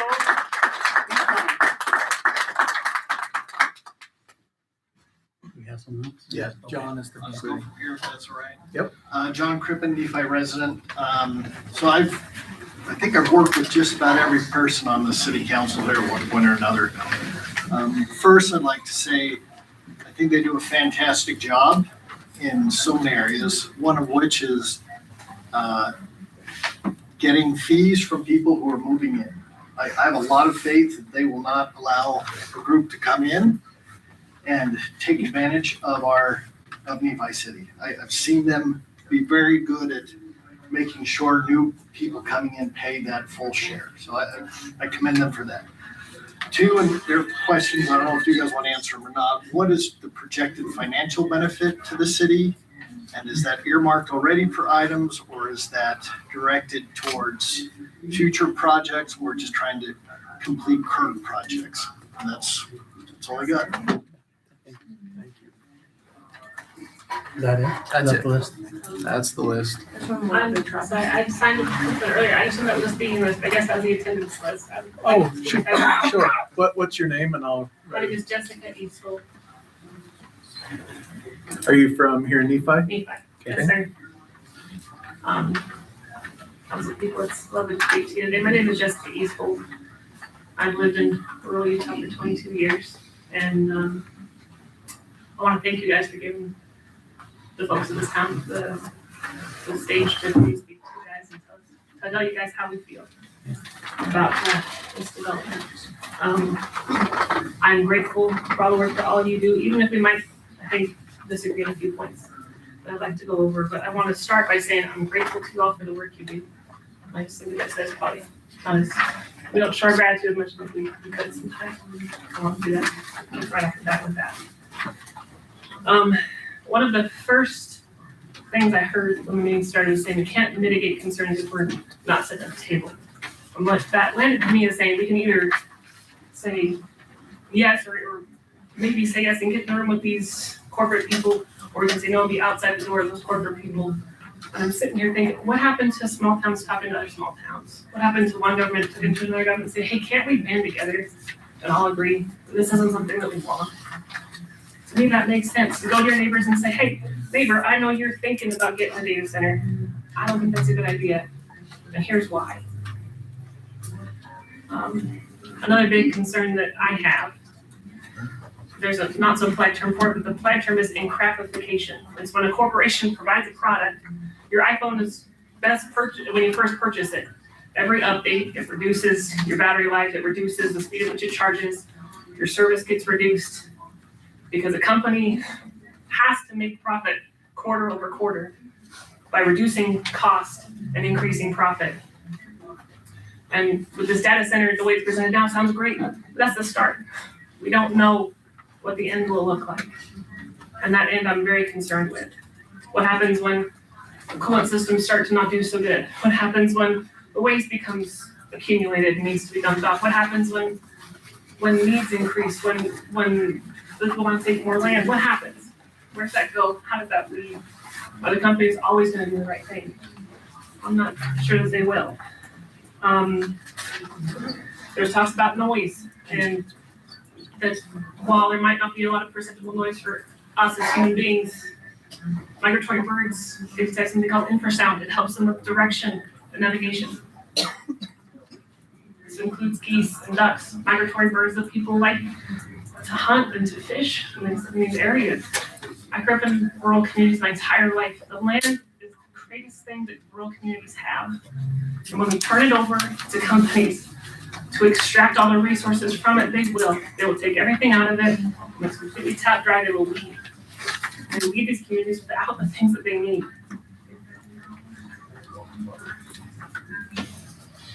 Someone's talking about if they violate the contracts, there'll be fines and lawsuits. These are billion-dollar companies. Time. I don't think there's fines enough for billion-dollar companies. Thank you. Thank you.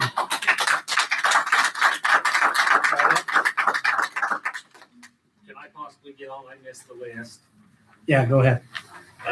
I'm Braden Tate from Mona. The census I've gathered is nobody's in favor of data centers. A quick Google search will show you that 86% of the data centers out there are social media. How many of you are willing to delete your social media? 14% are for AI, up and coming AI. How many of you have gotten lazy and turned to AI to start doing your work? We talked about health. I've heard a lot of things mentioned about our kids' health and cancer, things like that. If we're so worried about the cancers and things and what it's doing to our kids in the future, it goes back to social media. Have you thought about weeding your kids off of that also? To the council, I think you guys are doing a great job. When we talk about the health restrictions, and the EPA will monitor them the best we can. So a little bit of cancer is okay, a little bit of pollutant in the air, yeah, we're willing to let it slide because we need these data centers. I think there's a lot more us citizens can do besides just putting it on these guys too. You have to be willing to change and understand what you're gaining to get them. I don't want them. I don't want to see farm ground, beautiful range ground get dried up and turned into data centers that we have to look at here and stuff. And the construction, all these jobs that are going to come in during construction, very few of them will be people from here. There's a heating and air guy out here. I doubt he gets to do any of the duct work. They'll bring in portable batch plants. They'll buy aggregates from the pits that are here that we don't even get to collect sales tax on.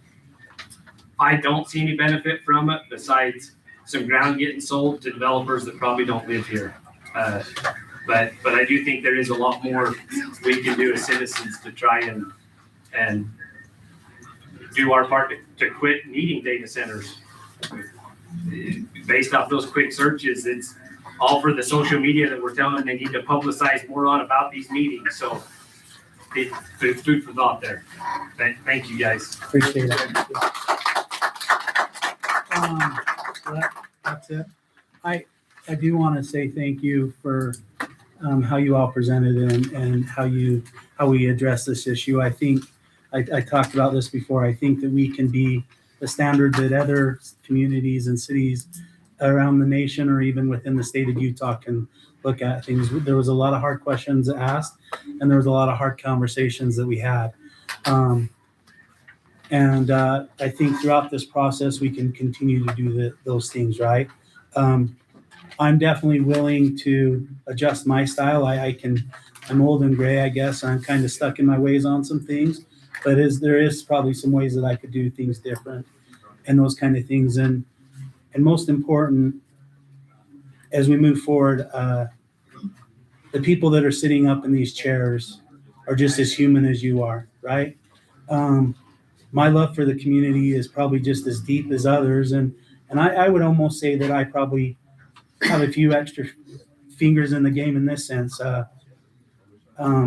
Yesterday was the 36-year anniversary of my brother's passing. And it was this community that rallied around me as a high school kid. Right here, my captain at the time rallied behind me and helped me get through one of the most difficult things that I've ever experienced in my life. When my wife was paralyzed, it was this community that raised a lot of money to help us get our home fixed and changed and meet those needs and watch our daughter in those times and different things. And so when people say I don't care about this community, I take heart at that. And I do have a switch that when it finally hits, I do get mad, and I probably don't think as straight as I should sometimes. But I am committed to it. Rach sitting here tonight with us is the next generation of Nephi. She graduated from high school. She's employed here at our city. We want our youth to return. We want them to be a part of our community. I want my granddaughter to want to live here for the rest of her life. That's what I want. And I will put it out here now, just in case people don't know. Yes, we are working on an ag park. And why? Because Nephi is agriculture. If you paid any attention to social media, what our high school FFA team just accomplished and what they accomplish year after year, I want those things to continue. I want the families that have the farming, that are farming generations, to want to stay here and not to sell their land to a developer for homes or houses, to help them with that fight. But we have to make something that's available. And I will tell you point blank, that's why I stand behind this agri park and what's coming in that area, is because I want people to want to farm again and for it to be worth their time. But I can't express my gratitude enough for how we handled ourselves tonight. I'll go back and make some adjustments, and I'll try again in the areas I need to try again at. But let's continue to have that conversation, however it might come, and whoever you feel the most comfortable with, let's have it. But you got a lot of questions that we'll work on addressing, and we'll work on being better. Thank you. Now, moving on.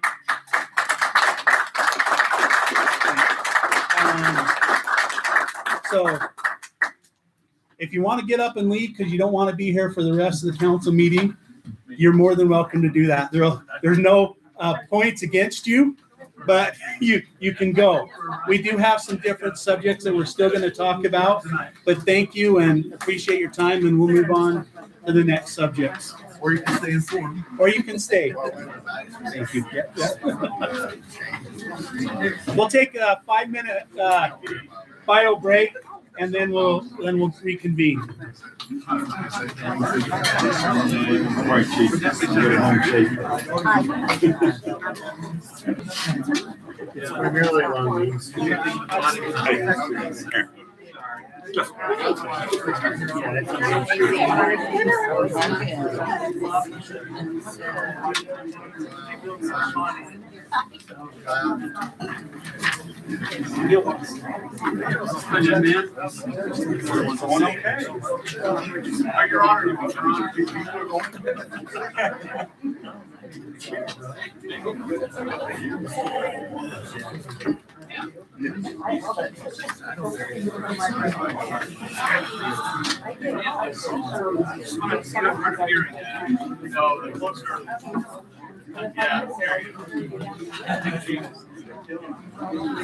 Down there too.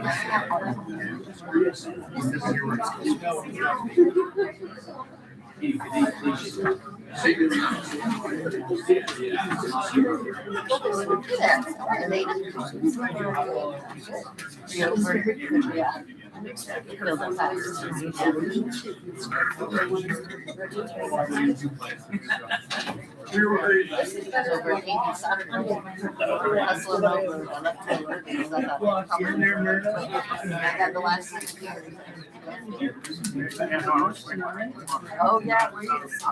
I didn't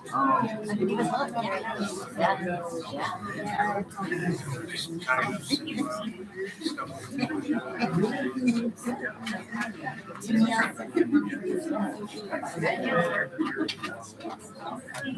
look. How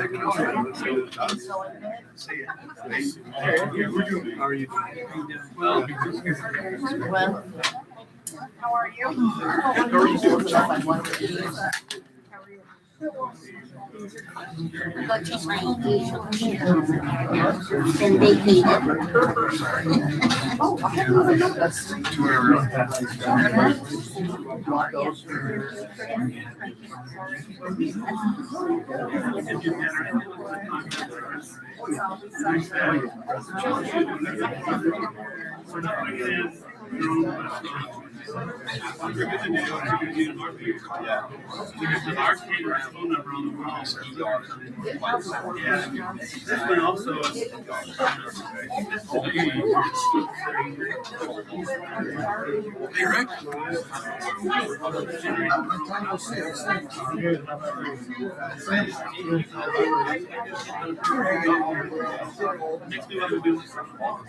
Yeah, and there are a lot of industries here. If they like that, no college.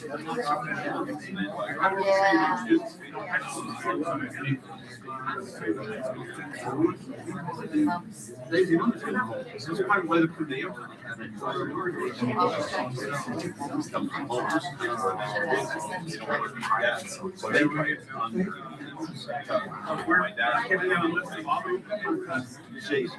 They committed this now by one of the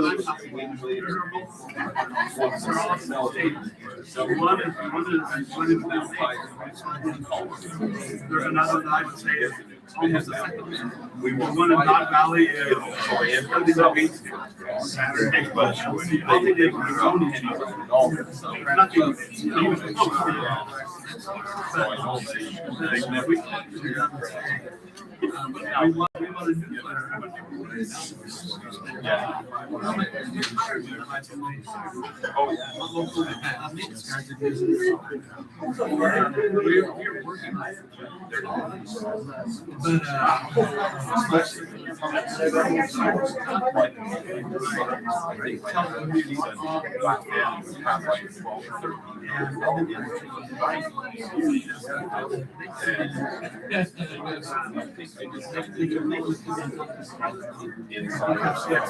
Trade secrets including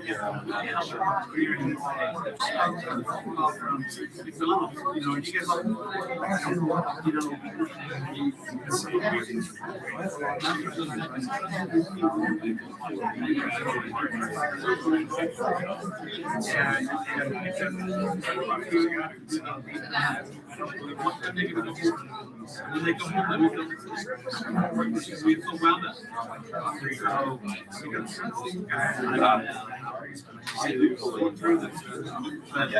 No, like not my immediately. And they get to be and so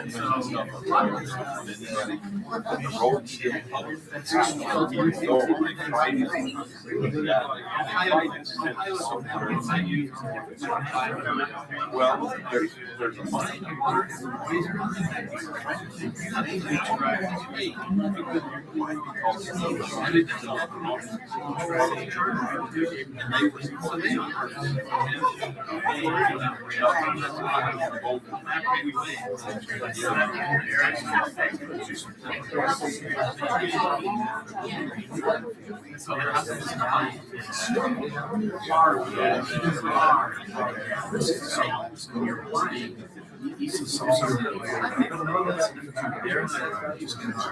They bring that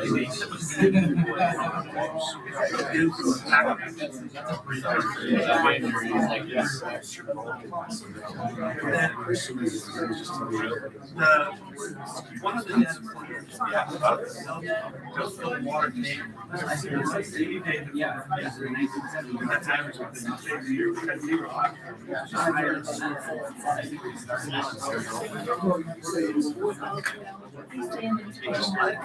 he got that number, I think, 40,000. So I wasn't able to get with you. It's been a few crazy days. So yeah. I thought at 5 o'clock I was going to be able to, and then I had to get to this job interview. for hiring a position here. So, good to see you.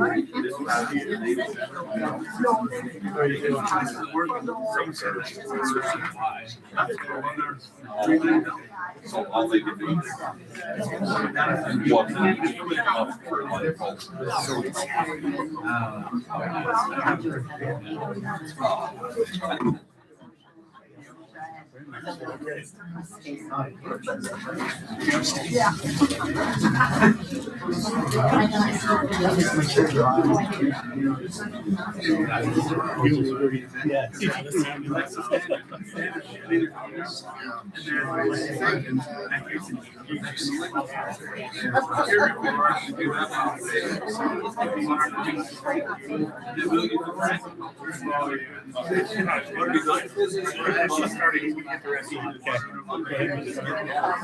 We'll go ahead and get started.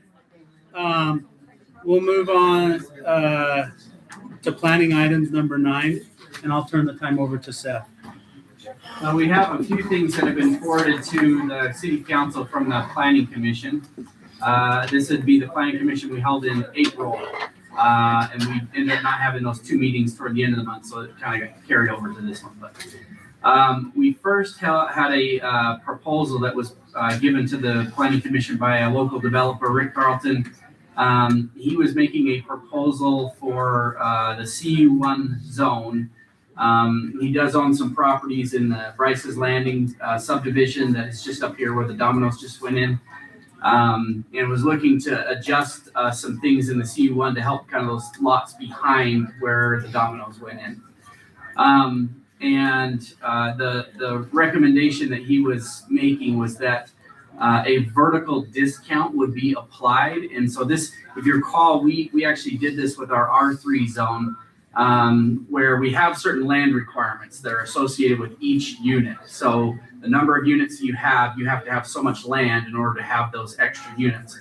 A vertical discount means that if you're kind of taking up the same footprint, but you're building up, if you require the same amount of land, it does create a ton of land around that development. And so we allowed for what's called a vertical discount. If you build up and your footprint is the exact same way, you can reduce the amount of land that's required per unit. You still have to meet setbacks, you still have to meet parking requirements, but those do get a discount. And so we had not applied that to other zones, and that it actually has comes into play on the very next item that we'll be talking about. But the proposal by Rick was to apply that vertical discount, but at a reduced square footage amount than what was in the CU1 zone. And so it would actually increase density as well as provide the discount. And so the Planning Commission took a look at this and really talked about it quite a bit. This was one thing that Rick had talked or had shared with the Planning Commission. And I'll just share it with you. Let's see here. So this was what he was proposing.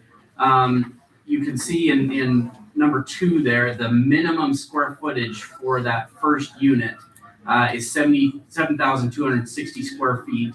And where it all makes sense is when each additional unit is added, it takes that much to have that additional unit. So the proposal that he was saying is that let's reduce that for that first unit, and then for each additional unit, have a reduced square footage amount. So it would apply the vertical discount, plus it would increase density. So but this is what was proposed as far as elevations go and what those would look like.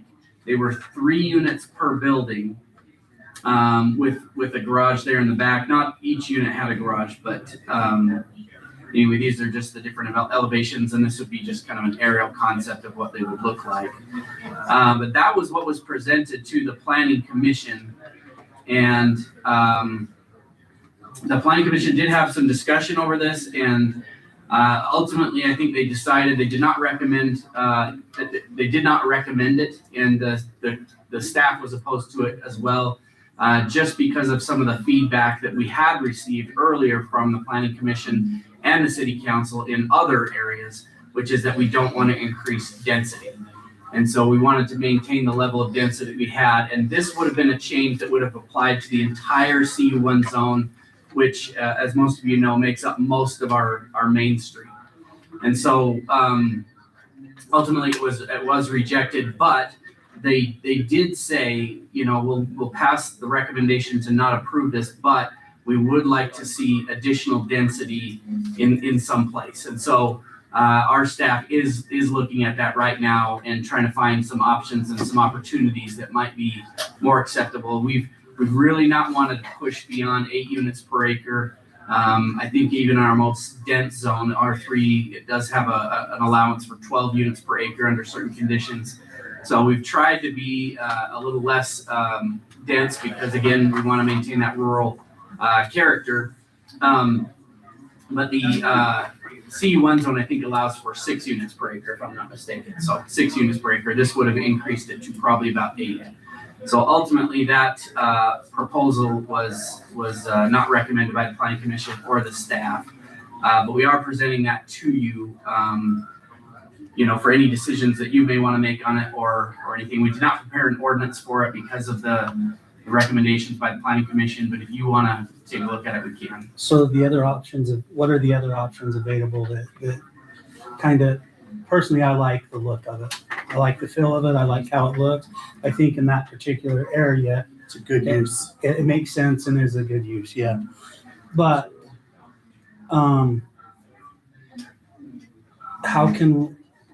what other options are available that we could look at kind of stuff like this that kind of makes sense in those areas?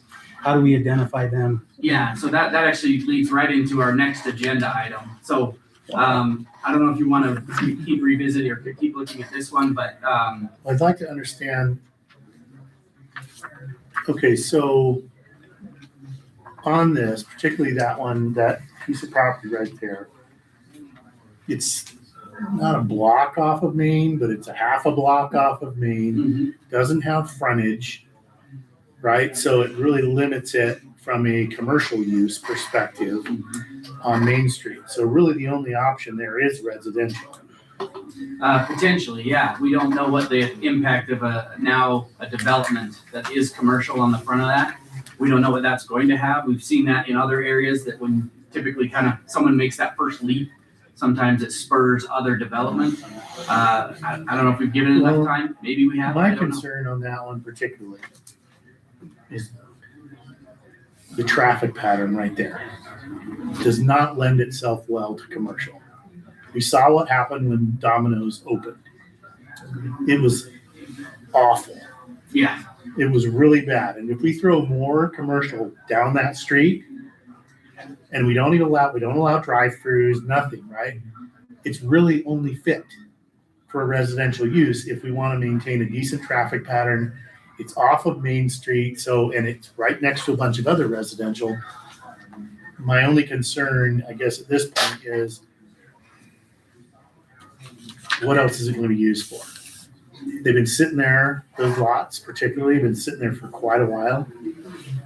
Is there anything we can do to allow a use like that in that space? Yeah, so that is actually the next proposal. Okay. So I'll just summarize that. We'll go into more detail, but essentially we're recommending the vertical discount in the CU1 and CU2 zones, which would make up pretty much all of your Main Street. Right. You've kind of candy striped that with CU2 and CU1, but this would change it for all those zones and allow that vertical discount. So you would be able to, if you build upwards, be able to have a reduced amount of land and potentially get some more units. So that is something that is being recommended. It was approved by the Planning Commission, and that's that next item. And that was a staff initiated because we were looking at the zone as a whole. Yeah. So knowing the plat sizes of those lots behind to the west of Domino's, does the proposal by Rick fit with the new proposal, with the new recommendations? His was a more dense than what we're recommending with the vertical discount. Okay, maybe let's review it and see what it looks like. Yeah, and then it also matters whether or not you combine those lots or you keep them where they are at. So you can potentially get some additional units if you combine those lots. So there's 3 or 2 lots right there? There's 4 lots. Oh, there's 4. 2 on each side. 2, yeah. 2 north, 2 south. Okay. Oh, across the street from each other. Yeah. Okay. So the lot directly across from Domino's is still, That's owned by somebody else. oh, it's already, okay. Okay. Well, let's review it and see what we get. So, yeah, so the next item was the vertical discount proposed by staff and approved by the planning commission. It essentially just uses the square footage amounts in those zones as your requirement for that first unit. And then it reduces the number of square footage per unit as you build upwards. So I can't remember if the square footage is same in CU2 and CU1, that initial? Yes, it is. It is, okay. So the vertical discount would be the exact same in both of them. So, but that's essentially what is being proposed, is just the vertical discount, not necessarily an increase in density, but it would allow you to have additional units because of that if you build upwards. But if you built townhomes or something like that, it'd be the same density that would exist right now. So can you explain what the density would be with that math on there? Sure, yeah, I'll defer to our planner on that. Okay. Okay, so in his proposal, it equates out to basically just over 12 units per acre. Because there's 4 lots, you would have 3 units on the north, and on the south, 3 units, and there'd be 4 separate lots. If we go with the vertical discount, in order for him to benefit with the staff's recommended discount, they would probably need to combine the 2 lots above into one, amend the subdivision and combine into one, combine on the bottom, and then instead of what they currently have, which is 4 units, they could get 6 units. So that's staff's, is they get a total of 6 units out of it. His proposal is 12 units out of it. So there is a discrepancy there. And you get one of those 3 flex buildings, not 2 above and 2 below. You get 1 above and 1 below. And I think one of the reasons we were concerned was that the CU1, if you recall, it's in combined use, which allows commercial and residential. CU1 focused more on commercial than it did residential. Mm-hmm. And so we didn't necessarily want to incentivize additional residential in a CU1 zone.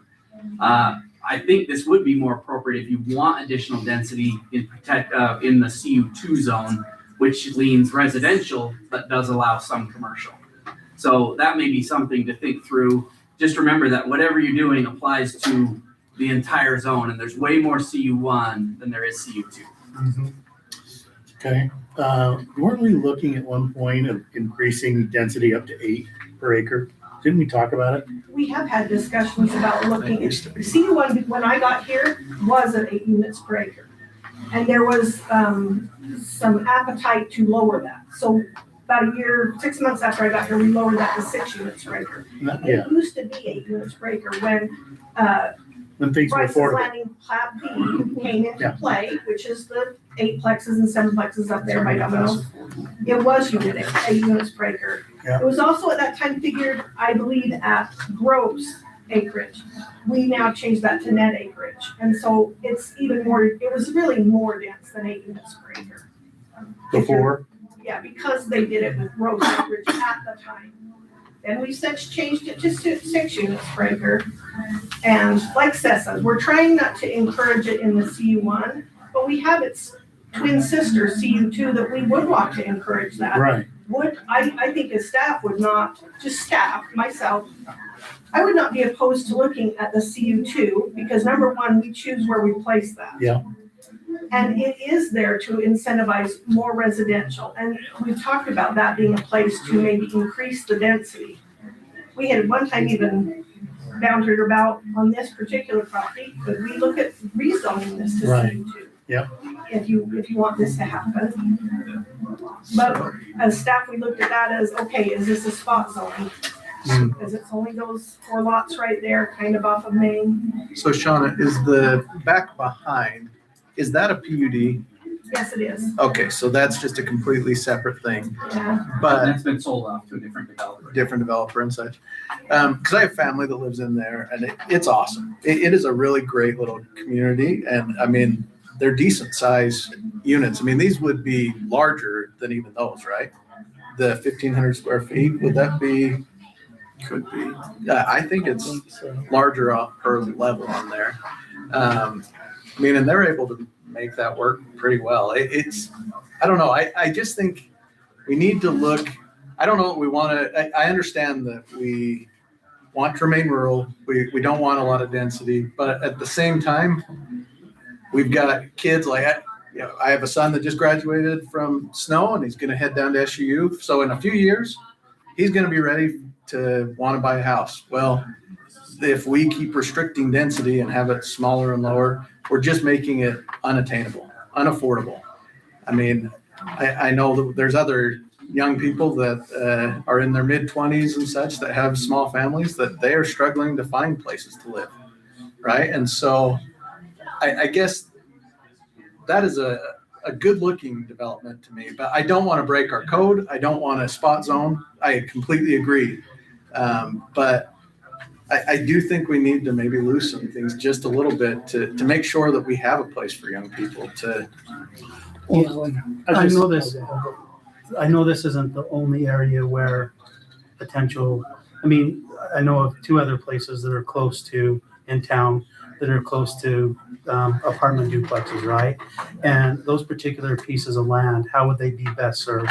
Would it be having something that's similar in the area to that can accomplish the same thing? And so those different areas, maybe we need to, go back and look at across the board and say, okay, in this house, this apartment duplex, the only thing that's gonna really look good or fit in there is in another duplex, and how do we kind of fit that in to make, I know we're talking about one specific one, but I know there are two others that are on the board that I think garner some further discussion about how to, use that land, so we just don't have a piece of empty land that could be for a young family or something.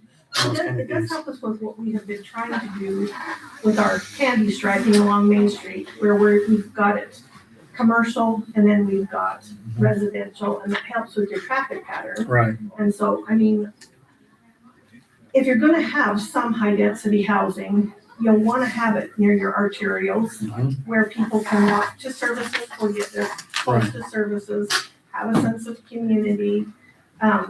So we are trying to, as we have when we've rezoned across town for these CU2 zoning, to allow some areas. Right now, our zoning, our density is 6 units per acre in both of these zones. So we could look at increasing in the CU2. There is the avenue that we could look at rezoning this to CU2.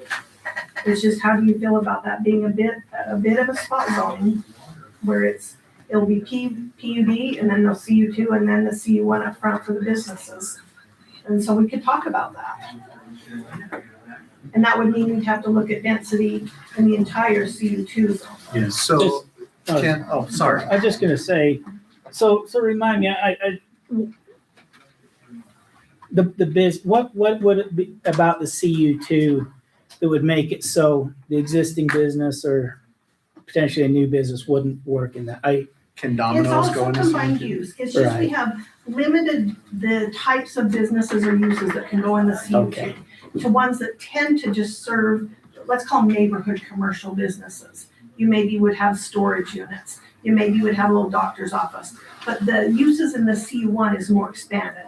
You can have an auto center, or you could, there's more. Right, because correct me if I'm wrong, but we did rezone the parcel over for the credit union over next door to the service station over at about 950 North. That's a CU2, correct? That'd be the next one. Did we go highway commercial on that? I think we went highway commercial. I think we went highway commercial Okay. because we kind of see that area becoming more of a commercial pod or commercial. Okay, because in my mind, I was thinking that we have. But you're in the area because just south of that, we did rezone the CU2. That's the counseling center. Okay, and maybe, Counseling center okay, would be one of those neighborhood commercial uses that is allowed in the CU2. okay. So in the current location where the Domino's is there any reason why, to Jeremy's point, the Domino's wouldn't fit into a CU2 if we rezoned that whole area? I have to look at the list of uses, but I'm not sure if those restaurants would be permitted by right use. I'd still like us to see if we could figure out a way to increase that density in CU2 for sure. The idea with the C1 is focus on commercial, but allow some Yeah. residential. But the idea with the CU2 is focus on residential, allowing a limited, but allow some commercial. I just think that area from the Domino's north may fit better as a CU2 than a CU1 because you got all the industrial south of it, kind of between the grocery store and the Domino's. A lot of industrial sitting right there. Well, when I was at Mapleton on Main Street, we had our commercial. Behind it, we had what was called neighborhood commercial. Yeah. And that CU2 could maybe kind of focus as a buffer between your commercial, which is on the highway, Right. and transition into, let's call it neighborhood commercial, which is our CU2, has more residential mixed in, and then into your full residential zone. I do like So a we could maybe buffer do zone. that. I don't mind looking at something like that, because I do like that buffer, that kind of, because that's kind of how Daybreak has done things. They kind of spread it out and, From the highway. yeah. I mean, that's a possibility, but I hesitate to do it in just one spot and nowhere else and no cohesion to the rest of it. Sure. For sure. Well, okay, I got a comment, sorry, if I'm not on. We live right next to that development. So if you're talking about changing that zoning, will that change us? Or how would you go about spot zoning? What are you meaning? We usually don't rezone properties unless the developer, or the person is requesting a rezone. So it would apply to his properties if he applied for that rezone to the CU2. It wouldn't apply to you. It wouldn't apply to us, because we're as deep as that property is, so. What we have is a general plan where it's kind of our dream for the city and we kind of concept zone what we'd like to see happen if something changed in the future. But then there's the reality zone. It's what you actually are. Generally speaking, we don't rezone people unless they request it. On occasion, we will, but generally, it would just be the person that's coming in to request to be that. So we'll stay Multi-use. multi-use, You'd be combined use. combined use, sorry. Okay, we would stay that. You guys are just to the north. To the north. Right, Uh-huh. okay.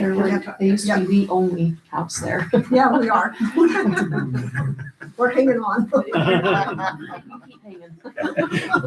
Its own redneck. It is. I like it that way. Okay, so just so I'm clear, then, are we all in agreement that we want to kind of look at that as a possible CU2 with increased density? And let's look at that and see if that's a possibility? If that's the direction of the council, we can take that back to planning commission and staff can make a recommendation to them and go through that Corey process. still here? I was gonna ask what your thoughts were.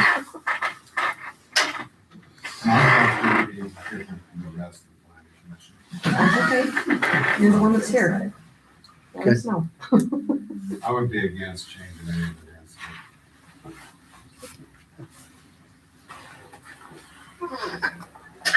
I know that others on the commission don't.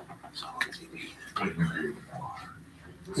Would or would not agree with you? Would not agree. And Okay. would you mind telling your reasons why? Same reason I voted against the data center. Okay. Is because we just did the general plan. Mhm. The whole big thing on the general plan was rural. Increasing density is not rural. And data center is not rural. And that's one. Okay.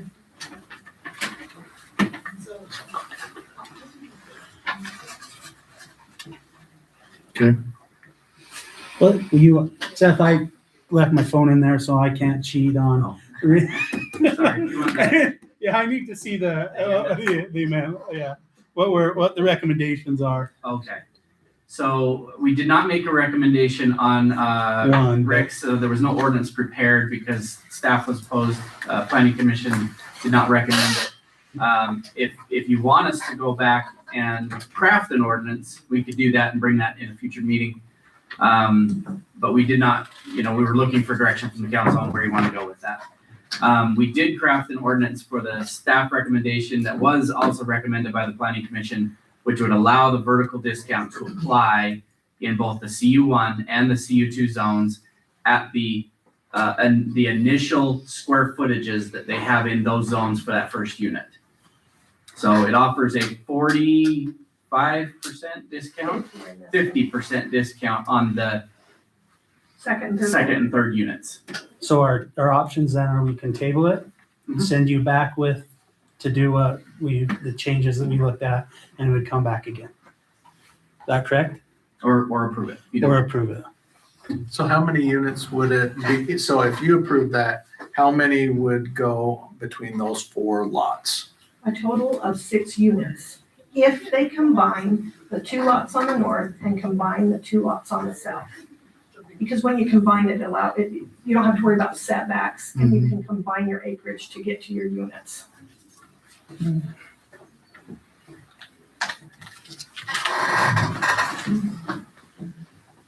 Am I gonna be able to comment or? Yeah, go ahead. If you would like to say something. Well, I was under the impression I was gonna be able to have some time to comment on these proposals and so forth. Is that not true? Yeah, go ahead. Can you bring up my presentation that I handed you? This will take about 10 minutes.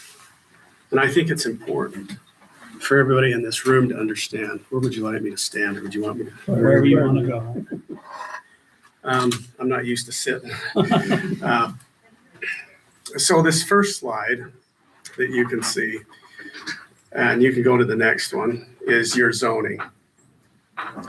And the CU1 that you're talking about is, like you mentioned, down Main Street.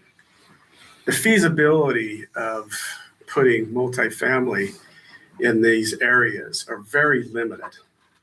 Most of it's either build out with commercial, or you've got areas that just are not suitable. So there's a very select amount that can be done there. You have a very limited amount of CU2 anywhere in your zones.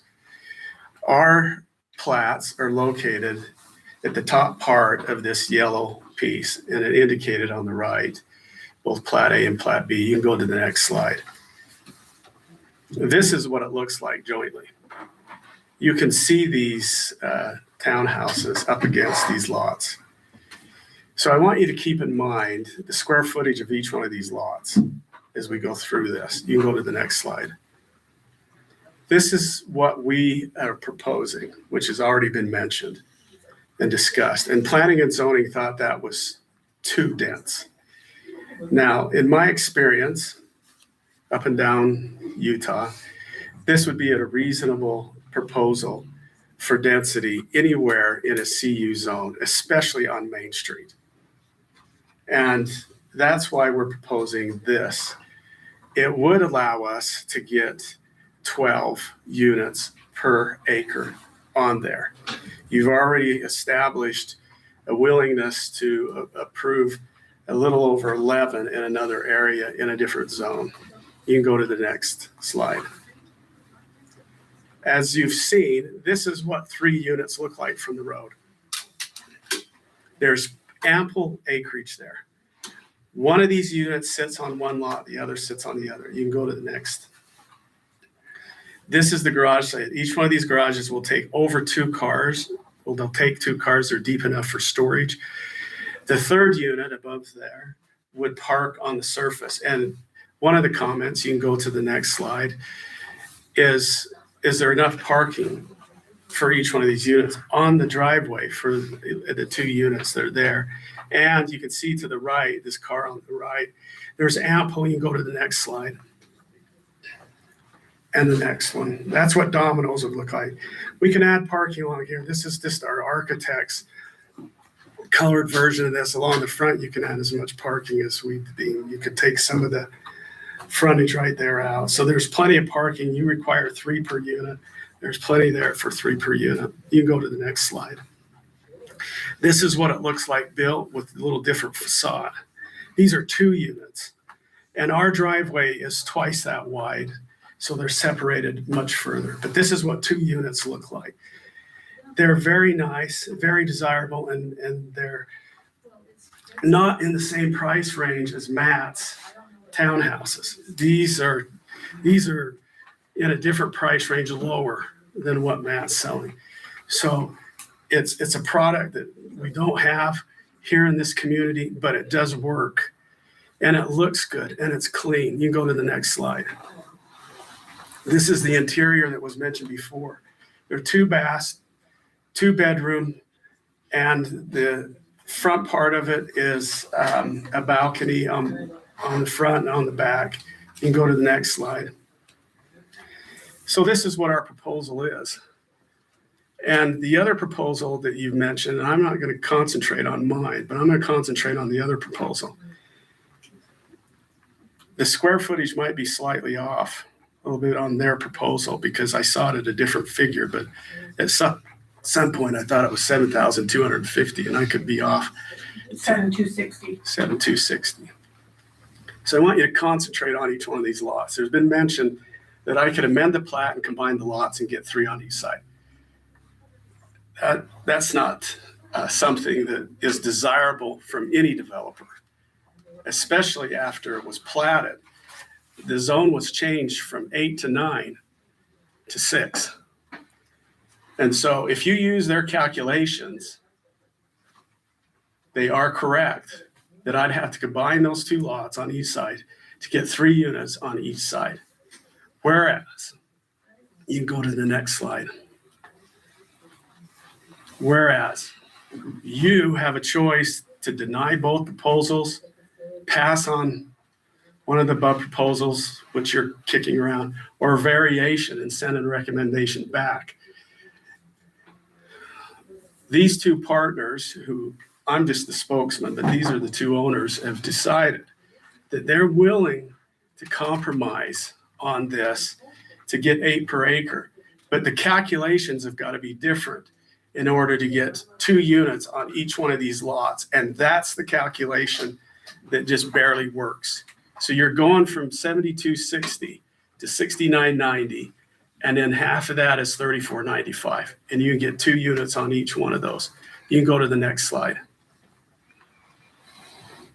This is the same elevation as a 3 unit. This is 2 units. You can go to the next slide. This is what it looks like from the back. You can see the top part's changed. You can go to the next slide. It still has 2 cars garage, but it doesn't have a 3rd unit over the garage. There's no basements in these as they're designed. They're just designed to be surface only. And the stairway there goes to the 2nd unit. You can go to the next slide. So it's a very same footprint as a 3 unit, but it only has 2 units in it. It still has the same garages, has more than ample parking. And this works for us. It's not any different hardly than the 8 to 9 per acre that you're kicking around with the stat. It's just a different calculation to help us with those lots, get them on there. You can go to the next slide. So the best decision, in our opinion, is either to pass our proposal, which I highly doubt will make it through this and the planning and zoning. I've been doing this for 35 years. I can feel the room when I walk into it. And that's not going to pass, that density here in this community. But you can pass or recommend a variation that I just mentioned, so we don't have to go back through and amend this plat. This plat was designed as a fallback to residential if we couldn't sell it commercial. When Glenn was here, we went through with Glenn and said, this community won't support that commercial. It won't. It'll support the front 2. And he convinced us to put those other lots there instead of bringing that whole back part clear through those lots. And the discussion was, if we can't sell these, we want to be able to put townhouses on them in a separate, not a part of that subdivision, but separate, to get 2 units on each one of those. And that's why we platted it like this. And then there were 3 major changes to this zone that killed us on the commercial. No drive-through. We had lots 2 and 5 under contract. As soon as they found they couldn't do drive-through, they fell through. The other 3 and 4 have been in and out of contract. They weren't very serious at all. We've tried to drop the price We've dropped them. Can I say the amount or do you want me to just do percentage? Whatever you. From 210 to 115 is what they're listed for right now, and we can't move them. Nobody will put them under contract commercial because your visibility is on 1 and 6, which are sold. Those are the prime ones. The other ones are better suited for higher density residential. And so I think if I was in your position, and I have been in your position, I think the best variation of this is to go to 8 units per acre and slightly adjust their calculations, because I agree with them. But I don't agree with the figure. I think if you went to this figure, we could make that work on those plats, and it'd look good. You, as Travis has said, that back development is gonna look really clean and sharp once it's all done. It's a different product than anywhere you have in this city. And the people we sold this to, that sold it to, was Geneva's Rocks owners. And they do good work, and Matt has done an excellent job out there building these for himself. He's bought this, and he's done an excellent job. And by the time it gets all landscaped and in, the circulation is good. And I'll give credit to Seth for the circulation. He had us change the roads in there, and it really works better in there. And 8 per acre is net. That's not gross on these lots versus what was done when Glenn was here. Yeah. Now, if you've ever developed under Glenn, you did it Glenn's way. And we did it Glenn's way. And then when Glenn wasn't there, Seth stepped in and we modified it. We've been willing to modify this plat to cooperate with the city and get it done. Now, I don't always agree with Seth. Me and him have had some pretty good discussions, but he's always been reasonable on what needs to be done. And he's done a good job in keeping that road 60 foot wide all the way through there. The circulation, according to Matt, and you have family there, is really good through there. And it'll be good with 2 units on each one of those lots. It will be. So that's my statement. So I hope that you take that into consideration. Can I make one quick comment? Go ahead. So we own and build the townhouses out in Plat B. And, Ryan and Lizzie are, awesome. We love them. And I would agree. I would echo what Rick said about the roads. I'm glad that Seth had the input to do it that way because it's worked out wonderfully. And even with construction equipment and everything, we're still able to circulate just fine.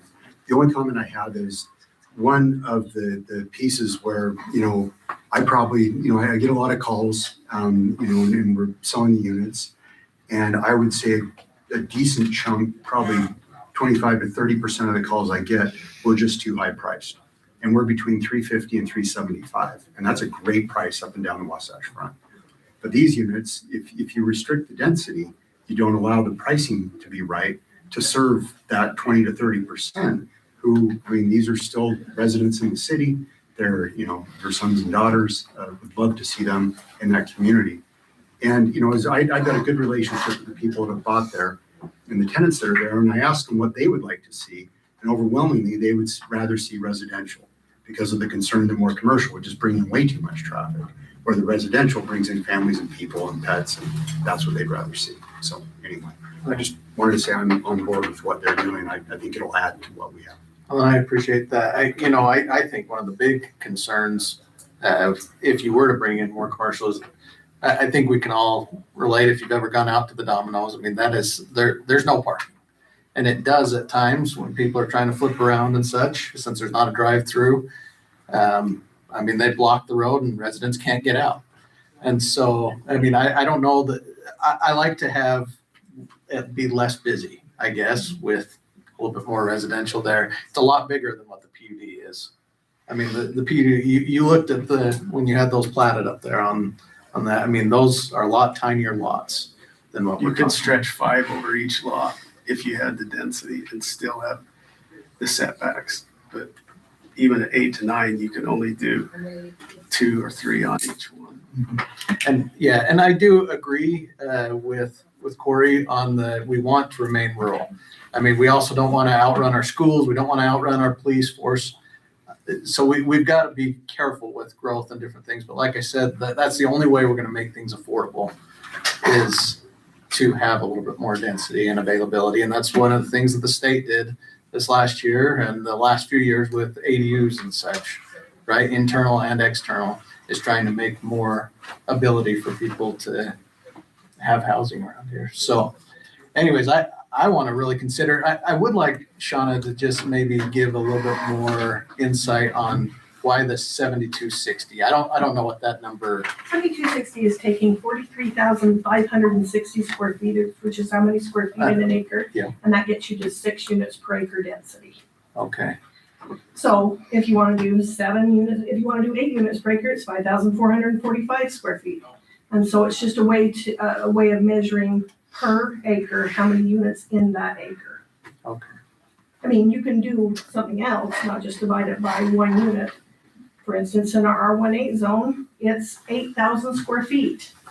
Instead of in acres, we measure in square feet. So there's no hard and fast that we have to do it 6 units per acre or 7 units per acre. It can be 1 unit per every 5,000 square feet. One thing I would say though is, as we're looking at this, remember you're doing it for the whole C1 zone. 100%. So if this is something you want to identify as something you'd like to see here, I would sooner make the change in the CU2 so we can incentivize it in the CU2. Because right now, the only CU2 we have is where we've designated it. So if you want to rezone this to CU2, make your changes in the CU2, then it only applies to the CU2. That would be my one recommendation. Let's carry this through, if you want to, in that zone, rather than C1. I think that's a responsible way to. Like so. So we're tabling that? We're tabling the proposals and we'd like them to go back and relook at it. Well, I will say this, on the proposal from the staff on the vertical discount, doesn't really change anything. Right, because it's not CU2. Well, it is C1 and CU2. Okay. But what you're talking about is messing with those initial Yes. acreages. Correct. Which could be done later. You'd still get the vertical discount though if you applied it Yeah. tonight. Sure, fine with you. I'm fine with the vertical discount. Yes. Yes. That's the only thing that's So you can do proposed. the vertical discount and then this could be adjusted by the time they Correct. applied for Yes. it. Correct. Then the vertical discount's already in place. That goes into effect as soon as you pass it, rather than wait for another proposal talking about additional densities. All right, so you want us to basically give you direction on whether to bring this forward as an ordinance On the on the density vertical issue. density. Well, Wait, so the vertical discount Yep. is what's before you tonight. okay, got it. But if you want to direct staff to look at the density issue, the more units per acre issue, we could do that for the CU2. Okay. And we'll take that back to planning commission and propose something to them. Okay. But the vertical discount, either way, we would probably recommend it again, even if we change that 7260 to another number. We'd still recommend the vertical discount. sure. So my recommendation tonight is to approve that ordinance, to apply the vertical discount. We'll go back and look at densities specific to CU2. And vertical discounts though, like just to make sure we're all on the same page, there's still the height restrictions Yep. on buildings. So it's not like they can go over Correct. X amount of Yes. floors. We can't Yes. do Manhattan and go 44 stories. And I honestly can't remember if you or Tate were on the council when we showed how much land was available when you had 3 units stacked. And there was a lot of land. Yeah. It's a lot of land. And Yes. so, Weed patch, we like to call it weed patch. or the weed patch, yeah. Yeah. So it was kind of ridiculous actually. And so, we do think a vertical discount is totally appropriate. You can still meet your parking requirements. You can still meet your setbacks. It just reduces that amount and gets you additional units per acre, depending on how much land you have. So, Okay. I'm in favor. Can I say something? Yeah. This is a concern I have, and I've been talking with Jeremy about it. When this was first built, there was a water containment basin built down there that was probably the size of this room. But this last building that was built, that that basin's been filled into what is now a large ditch, and that ditch is headed right to the back of my lot. So where's all the drainage gonna go from all this? Where's this drain? Where's That's the a water? good question. And me and Matt. That's not gonna work. Excuse me? I'm sorry, that's just not gonna work with, you You're guys are correct. building yours, you guys are building yours like 3 feet up above my property. So I'm sitting in a low spot with all this water. You're correct. And we can talk to you after this meeting if you'd like, but the comment there is, the basin was there. The basin's been disturbed. Now there needs to be a resolution on putting the basin back or putting something equivalent to make that drainage work. And that's something me and Matt have talked to, and Matt's talked to the city. I don't know who to, but we're in the process of making sure that that stays on that property, it doesn't get to your property. Okay. So That's when, all I'm concerned about. when that was initially approved, don't you have to stick to that plan? Like when it's approved through planning and zoning, when it's approved through It should, city, don't you have to yeah, stick it to should, that? but the city has the leeway to make amendments that when things don't quite, We never made any amendments to that. that they haven't made any amendments to it. And there is a design for that. Matt needs to, we've offered to help Matt with some property there to make that work differently.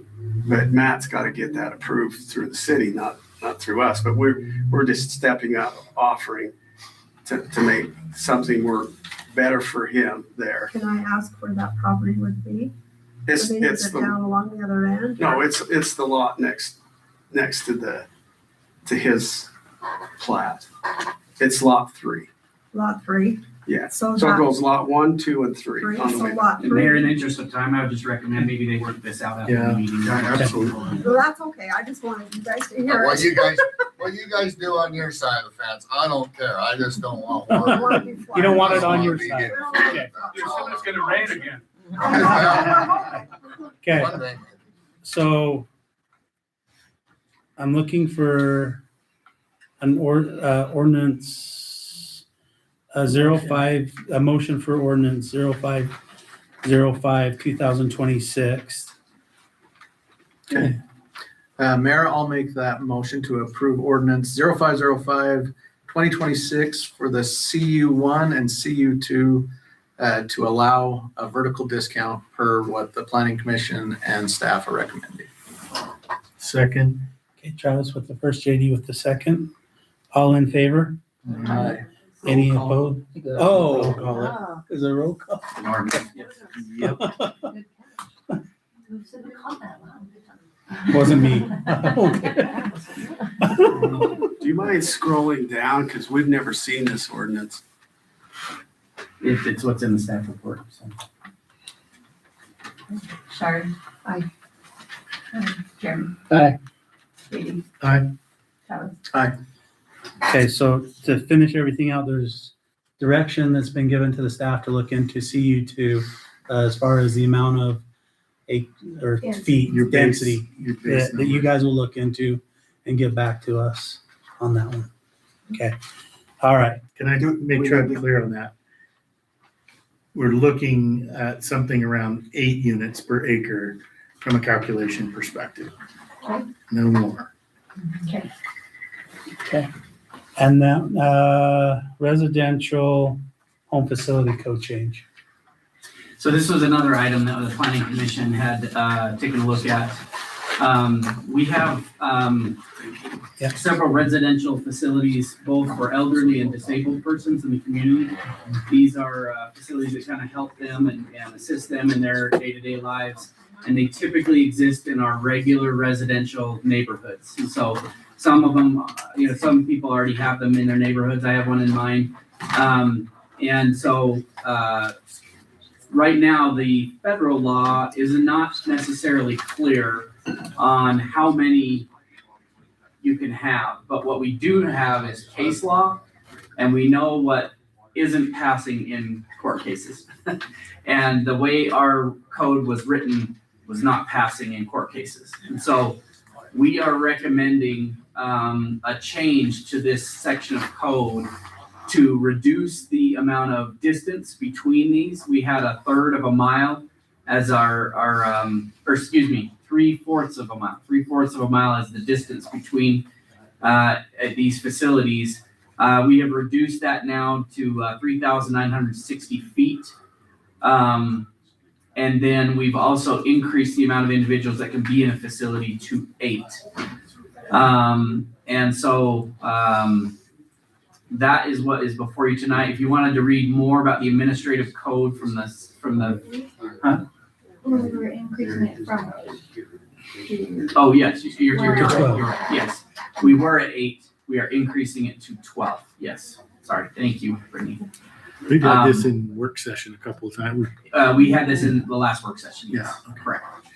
And so we are recommending an ordinance for approval on that to make those changes in the code. Like I said, from a legal standpoint, you can keep it the same. It's just if you were ever challenged in a court of law, you would most likely lose. So we just figured it better be play it safe. And we've also had the request from someone to reduce those distances and allow for more facilities. As we grow in population, the need for those facilities is going to grow. So we really felt like this was a good change. We felt like we're meeting where court cases were landing. So we're recommending those changes. Did I get that distance right? I did not get the distance right. Sorry. 3,960 was the 3/4 of a mile. We're reducing that to 1,056, which would be about roughly 2 city blocks. You could have a facility. Okay. There's the ordinance when you guys are ready. I'm ready. I'll go ahead and make a motion. We approve ordinance 05052026A is the elderly and disabled residential facilities. A second. Okay, Shari with the second. Sorry. Aye. Aye. Hi. Okay, motion passes.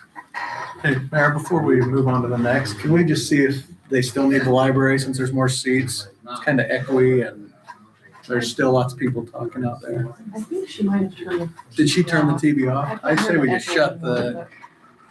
Let's make a motion to turn the AC on. Yeah. It is. Sorry, Corey, I didn't have my phone. Just a lot of hot air in here. We're saving money. No, it's down all over. Russ, go figure it out.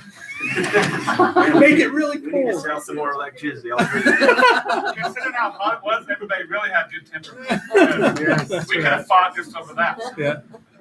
Okay. Number 10. So, Mayor, I would recommend if you'd allow me to just run through these next items without having you call it out because they're all really they're really all together. And you'll notice that this is probably the longest agenda I've ever created in my life. Yes. And a lot of the reasons for that are the new state laws that just went into effect this last legislative session about noticing requirements and that kind of thing. So I know the state means well, and I know they wanted to improve communication to the residents about what we were doing. I feel like they complicated it. So I'm going to talk about some ways that residents can get the information that they really, really want without wading through all of these items that we have on the agenda. So having said that, we are also in a unique position. Here we go. We are one of the few communities that do a 2-year budget versus a annual budget. And so we are in the middle of the 2-year cycle. So July 1 will be the actual midpoint of our budget cycle. And you approved an FY 2027 budget last year. So that was an approved budget. But we have changed everything in the budget document back to tentative. So if you get into our budget document, which is online, it's under. So if you get on nephi.utah.gov and you go to departments and then finance, there is a budget link off to the left. So departments, finance.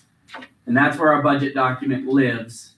And then it's all just links on the side menu here about reviewing where things are. But anyway, what you'll notice here is that all those have been changed to tentative budget for 2027, where normally that would say approved and approved. So there it goes, right there. So I'm presenting to you the tentative budget for FY 2027, which is required by state law. It's your first meeting in May, unless you've adopted a 2-year budget. So normally I wouldn't actually do this. I would just tell you, oh, there's your budget. You've already passed it. We don't have to worry about it. But you do have to worry about it this year because we are proposing a change. And the changes are, and we'll make the statements according to state law. There is a property tax increase proposed in the tentative budget. So you will notice if you go into your general fund summary and your general fund revenues, we have, oops, not that one. Sorry, the general fund summary. The general fund summary has a specific area for property taxes. You will notice that took a jump from the prior budget and from the prior year, and that's because we are recommending a property tax increase to that. On the expense side, or excuse me, there is another revenue side as well. Under the police fund, you will see an increase in, sorry, I am going all over the place today. Sorry, in the revenues. You will see under police miscellaneous revenue, right here. We're anticipating additional rental income from folks who would rent the new police station. So the purpose for this in property tax increase is for a new police station. And we are expecting some rental income from some of the state agencies that would also like to rent space. So the two revenue sources are property tax and rental income. The expense will be in the police department under a new revenue or new expense line called lease payments. And the reason why it's under lease payments, it's down here at the bottom. So that's that combined property tax plus rental income.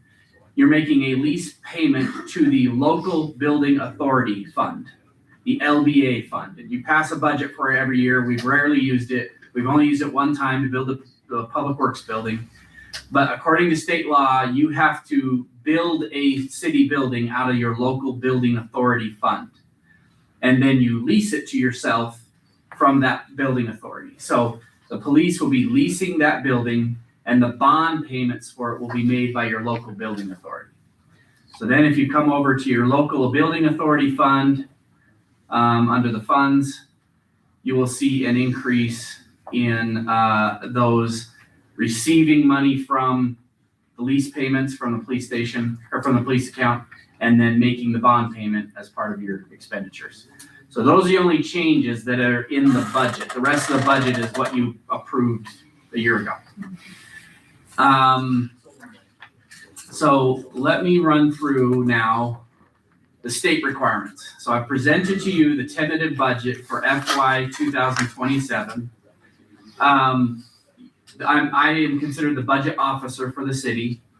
And so I've presented that to you for further consideration. So it's just a presentation tonight, and then we will eventually bring to you a final budget in June, and we'll have a public hearing on it, and then you'll have the option to adopt it that night, or you could adopt it the next meeting, but it has to be adopted before June 30th, according to state law. But we're also scheduling our public hearing on June 2nd so next month. That will be the public hearing on the tentative budget with this property tax increase. We're recommending this resolution 0505-2026A to say that I've presented the budget to you, that we are scheduling a public hearing on June 2nd, that you are ordering the notices to be sent out 10 days prior to the public hearing, which we will do, and that you are ordering that the tentative budget be available for public inspection at the office and on the website, which it already is because I just showed it to you. So people can come to the office and look at a computer, but it's found online. You can look it up. It's on our city website. The reason why we're having to pass a resolution talking about all those things is that we have to have an audit trail to show the state tax commission and to the county auditor that we followed all the steps associated with state law. So we are adopting a first resolution or recommending adoption of a first resolution to say those things. I presented a tentative budget. We're scheduling a public hearing. We'll send out the notices and the tentative budget is available for inspection. So that's your first ordinance. Thank you. First resolution. And what I would recommend is that you maybe take action on that before we proceed into the next set of items. So if you feel like, actually, I should probably open up for questions on anything in the tentative budget, anything about the public hearing, anything like that. Happy to answer questions, and then I would recommend approval of that first resolution. So this public hearing is different than our truth and taxation, correct? Correct, yes. This is a new, well, that's just the public hearing on the tentative budget, which we would normally do in a year that we were adopting the budget. And we wouldn't have done it this year because we did it last year. But we're doing it this year because we changed the budget. We're recommending a change and presenting a new tentative budget to you. Nobody's asleep yet. I will say this is so exciting because I never get anyone here for the budget presentation. This is a treat for me. He loves In my spreadsheets. 20 years of public service, the budget meeting is usually the one that is least attended. Yes. Amazingly. All right, so Good. I will make the motion then that we approve the resolution 55-2026-A. Isn't that, isn't that the same as the resolution? Oh, no, that was As an ordinance, yes. So on the resolution, that we approve the resolution acknowledging the filing of the tentative budget for fiscal year 26-27. It'll actually be B, right? No. No, it's The A. first was an ordinance. This is Yeah, a okay. resolution. Well, But who seconded that? Nobody? I'll second it. Jeremy with the second. Sorry. Okay. Sorry. We'll look at Travis. Aye. Jamie. Aye. Jeremy. Aye. Charlie. Aye. okay. This is where it gets a little confusing. We have to have it as a separate agenda item, but the agenda item has to say that I intend to make a statement to you. So I'm intending to make this statement. Now we're going to move on to the next agenda item where I actually make the statement. I didn't write the state law. That's just what the state law says. Okay. I am telling you that the tentative budget, I'm making a statement to you, the tentative budget includes a property tax increase in it. So we are being very, very clear. I intended to make the statement. I have made the statement to you. So next, after I have made this statement, I have to present a property tax impact schedule. Now, this is actually where I think they got it right. So this is part of the state law. We have to summarize all the things that I talked to you about where I was going all these different places in the budget document. It's all here in the summary. So they require this summary called a property tax impact statement. And so if anyone really wants to know what was being proposed in the budget, this is a great thing to look at. So it's attached to the agenda. Anybody can look at it. So this is our current property tax rate. And it typically goes down every year because assessed value goes up. And the way our property tax system works, if the assessed value goes up, property tax rate goes down. So it's always gone down. We've never raised it. In fact, we lowered it that one time.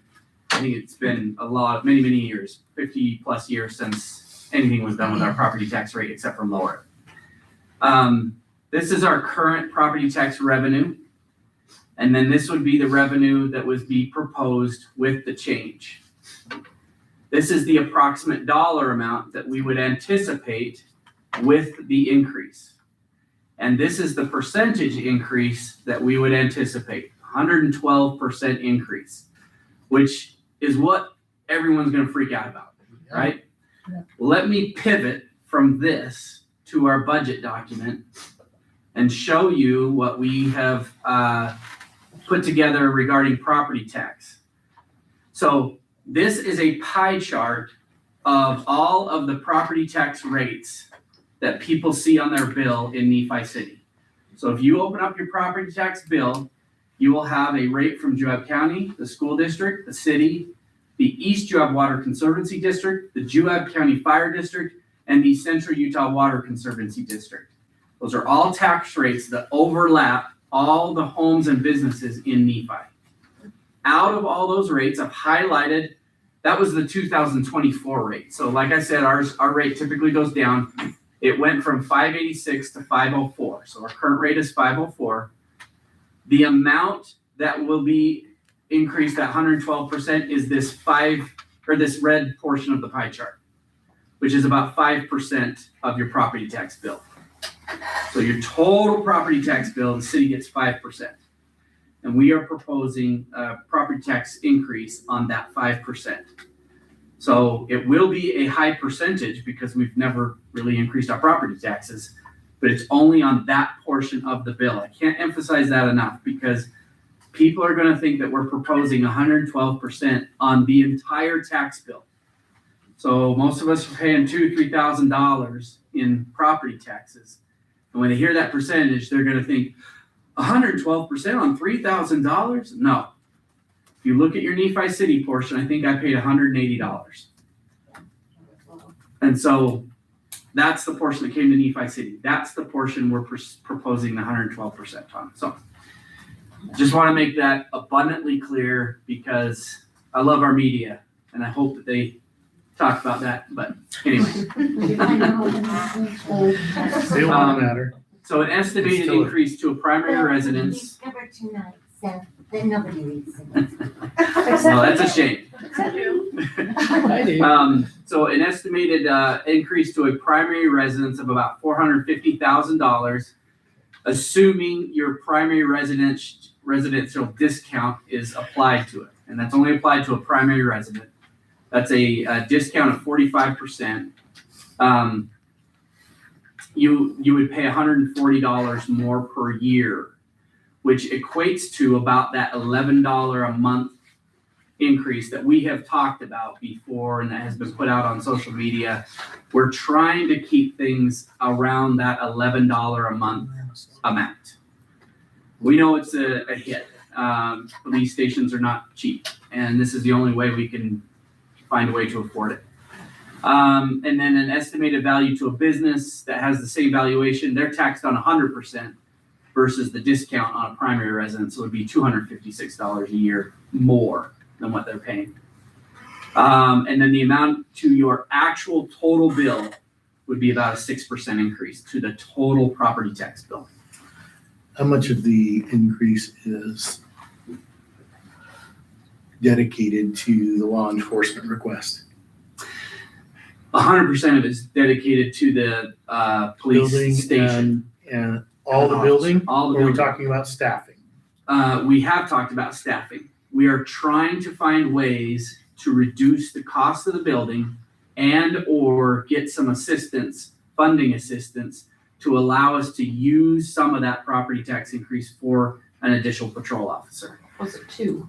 Well, if we can get to, but it's been very tough because our costs have gone up for the building. So we were looking at a one building that was around 9 million.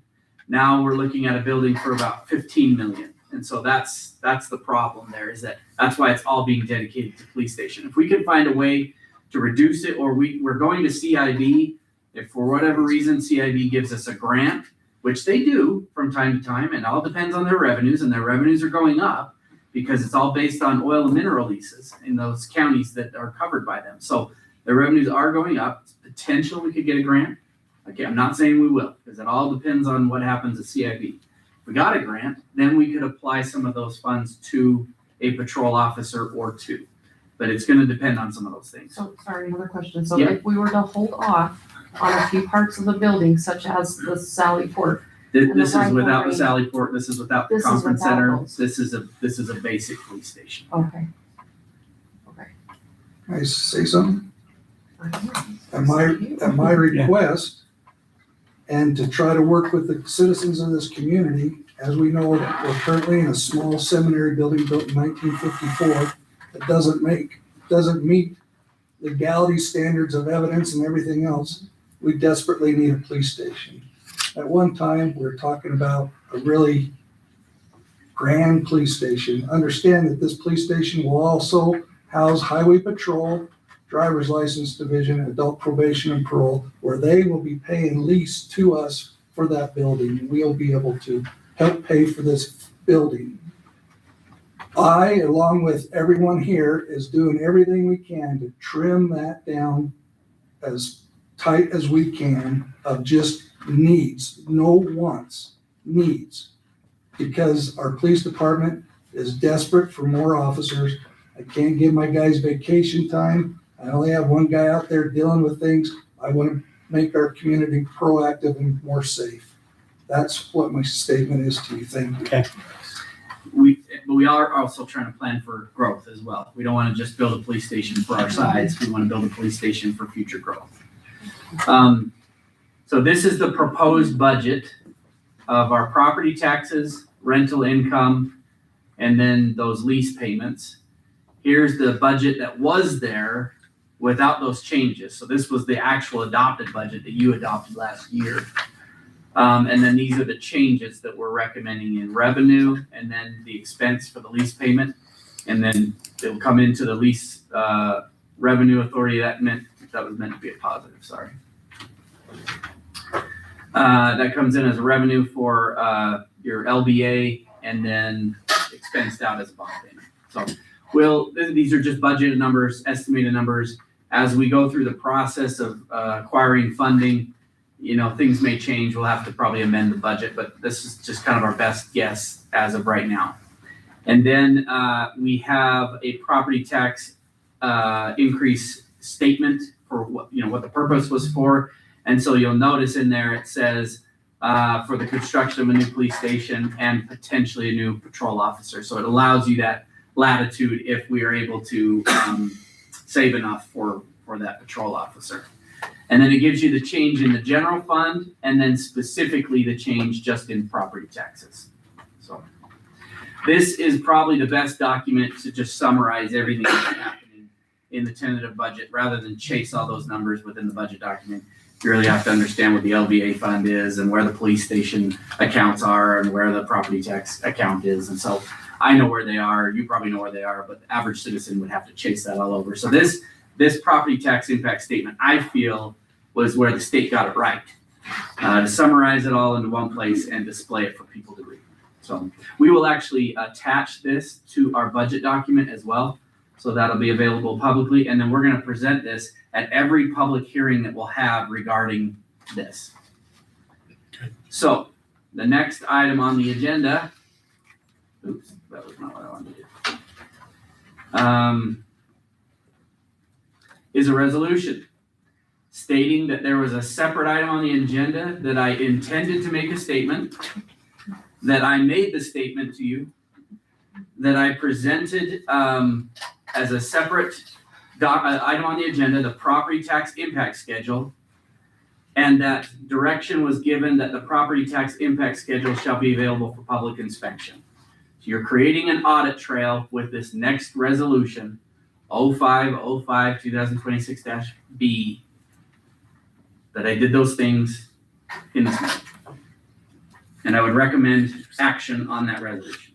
Thank you, Sam. Well, so we just passed the resolution, that's what. So I'll make a motion that we pass resolution 05-05-2026-B. I'll second that. Travis with the second. Hi, Jeremy, let's start with you. Aye. Katie? Aye. Travis? Aye. Aye. Okay. And we're not done.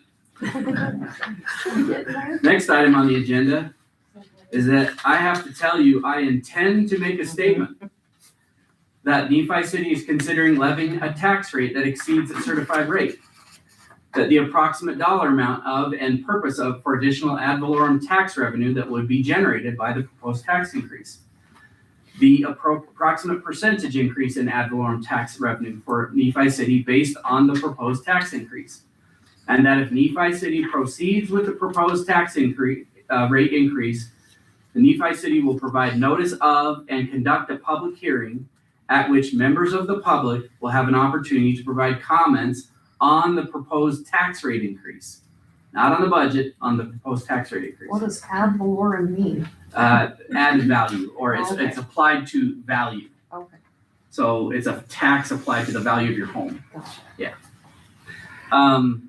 It's Latin. Oh. So I intend to make that statement to you. Now, on the next agenda item, I am going to make that statement. My statement is, the city is considering levying a tax rate increase exceeding our certified rate.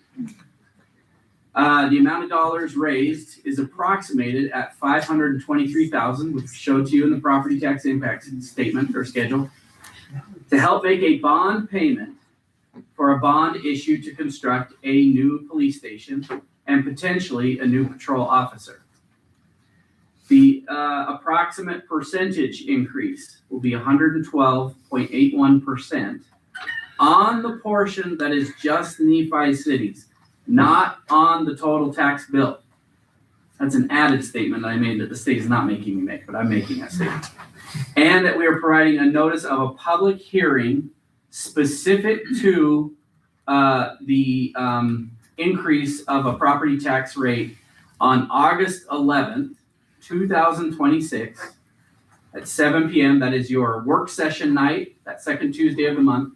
It's going to be in the lower gym of the Juab County building because for some reason we think people might be there, and a lot of people. And we'll have that public hearing on that date. Now, I've made that statement to you. The next item on the agenda is a resolution providing an audit trail that I intended to make the statement to you, that I made the statement to you, that we are setting a public hearing for just the property tax rate increase of August 11th, 2026 at 7 p.m. in the lower gym of Juab County building, and that you are directing me, the budget officer, to send a notice to before June 1st to the Utah State Tax Commission and the Juab County auditor stating that we're considering a property tax increase and the date and time and place of the public hearing, which is already done. I have sent it to the Juab County auditor and the State Tax Commission. Okay. So that's resolution I'm 0. recommending, action on resolution 0505-2026C. Okay, I'll make a motion if you're ready for that. Yes, I am. Okay. I will make a motion for resolution 0505-2026-C. I'd second that. Okay, Jeremy with the second. Katie? Aye. Travis? Aye. Sorry. Aye. Jeremy? Aye.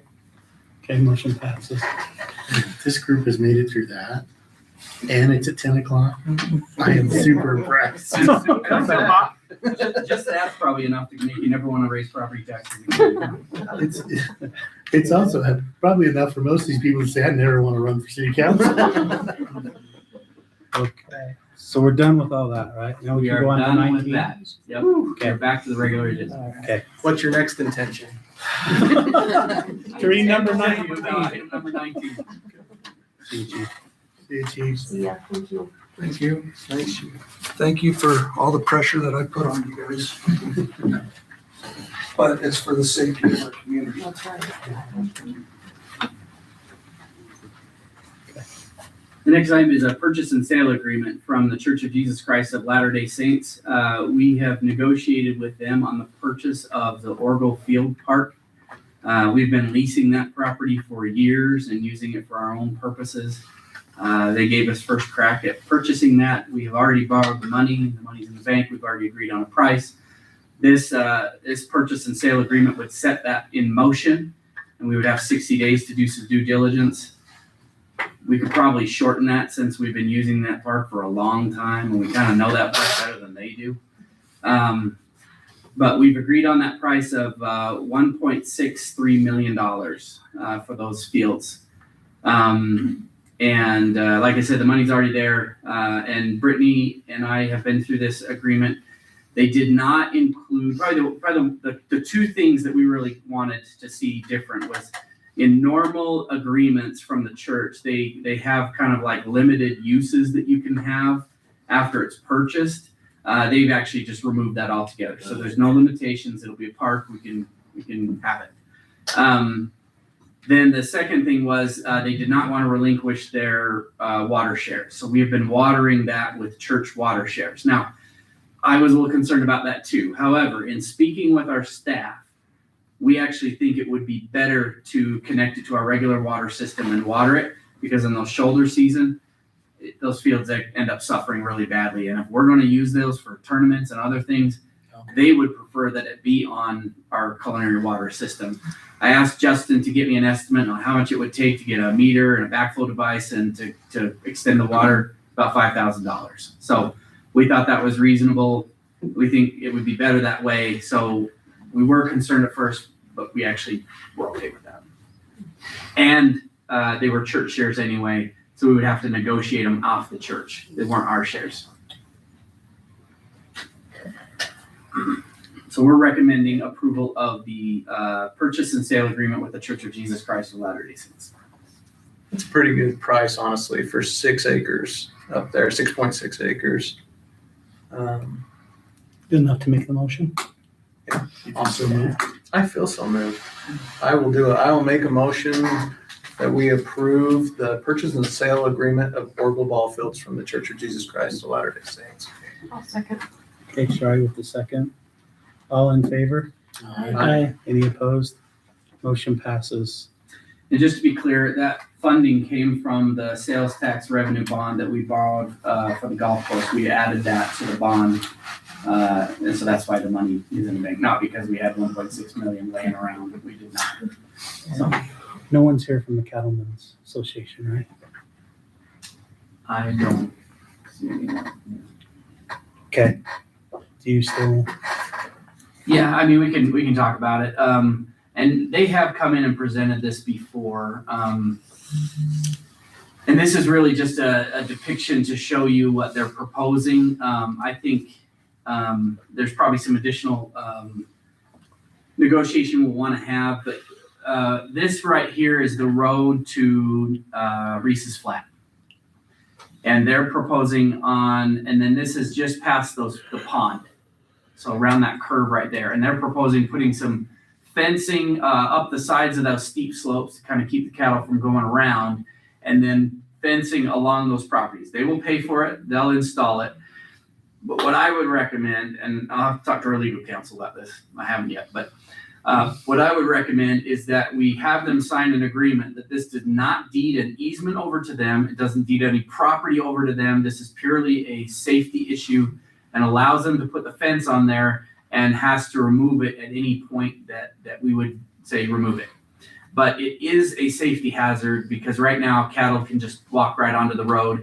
And that's called Dead Man's Curve for a reason. You come around that curve and you don't see everything that's right around there. So I think from a safety perspective, we would want to really encourage this, but we don't want to deed over any property or easements over at this point. So we still have gate access through to Reese's? Yeah. So there'll be a cattle guard. Okay. Cattle guard there and there. So it'll still be open access. It's just a cattle guard. All right. Does UDOT have to be involved in any of that? I think they worked it out, but I think because it's all on our property, I think they really just have to work with us. Yeah, Okay. so they're right. UDOT is in favor because it promotes wasn't it. there a cattle hit a number of years back? I'm sure, yeah. I mean, there's nothing stopping it. It's not like a deer. You hit cattle. It's not good. I almost did on my bike coming down the Nebo Loop Road, so. Yeah, it's not forgiving. No, I didn't moo at the cow that time. I just said some choice words. Okay. You need it? So, do you need any kind of motion? 'Cause I think we just need direction from the council on continued negotiations with them. Yeah, and just verify with legal counsel. And if you have any concerns. I don't think we're looking for any action tonight, just direction, and we'll work it out. Yeah. Good with that. I have no concern. Okay. No, I think that's great because, that can be really scary if Okay. they get on that road, especially at night. You can't see those. Administrative updates. Okay. I've only got about 45 minutes of worth of things I need to tell you. No, I'm kidding.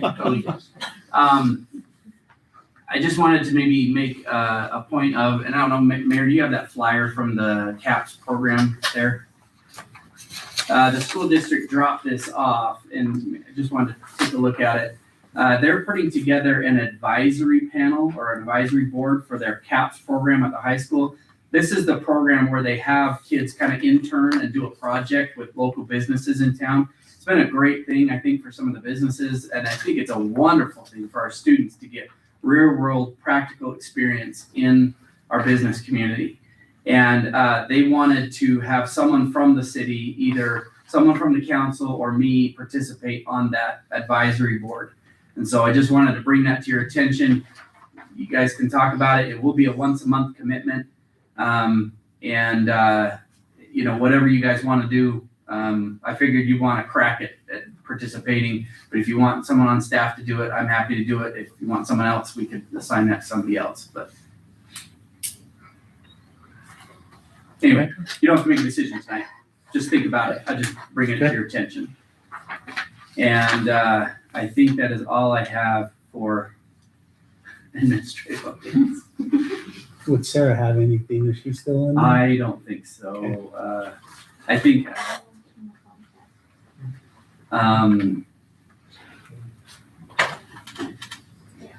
yeah, I'll mention that. Okay. I'll mention that. We've been in negotiations with Comcast to have a franchise for, to get a franchise. I'll just say that for the community. They've signed franchises with other communities around us. Yeah. Well, they want a franchise agreement. We'll go into that in just a second here. But they've done it with other communities, and they want to overbuild the whole city and provide services here. They've kind of insisted on a cable franchise, which is allowed by our code, but we also have code for telecommunication services, and there's a reason why those are separate. Under the Federal Cable Act, you can only collect franchise fees for the use of our right-of-way, because they're installing things in the general city right-of-way. Well, this is what they claim. Yes, what they claim. This is what they claim. We do not agree. We do not agree. That they will collect revenues only on cable TV services for those franchise fees. And they only want to have a franchise for cable. This is why we require telecommunications, because we know now there are other things being provided over those same lines, and you should pay for use of the right-of-way. Even our own city utilities pay for the use of the right-of-way, and so do other private providers. So they've essentially asked for free use of the right-of-way, which puts us in a precarious position, because I think that puts us in a legal battle with existing providers who do pay for the right-of-way fee. So I just wanted to pass that on to you, that is Comcast's position, and that's what they'd like to present to you, but we have held off because we don't think that's appropriate. We just want to let you know. Any questions? No. Okay. Leslie. Brittany, anything else? No. So all I can think of is just an update for Miss Nephi. This is exciting, very excited. We have 6 girls trying out for Miss Nephi and 8 for Miss Nephi's team. So that's exciting. What's the date on That is, sorry, hold on. Is it in June? It's in June. It's June 6th. It was supposed to be the Saturday before Memorial Day, but that's when Miss Utah team is, so they had to switch. That's why it's a week later. Okay. That's all. Jeremy? June 6th. Oh, If I go to Kevin. been a lot. Yeah, we did, I did sit in on, police officer interviews this week. And, so we begin that process. Now the chief will meet with the top candidates, and so that process is is going. Other than that, I don't have anything. I just have a couple questions about WUI, Wildlife Urban Interface. Have we adopted the code formally yet and identified our risk areas? No, but I did talk with Thomas Okay. from the state. Yep. Who gave me all the information that we need to look at. Good. And we need to just review the agreements and have our legal counsel review them. The one area, and the county has talked about it in their meetings as well. The one area of concern is that the state has always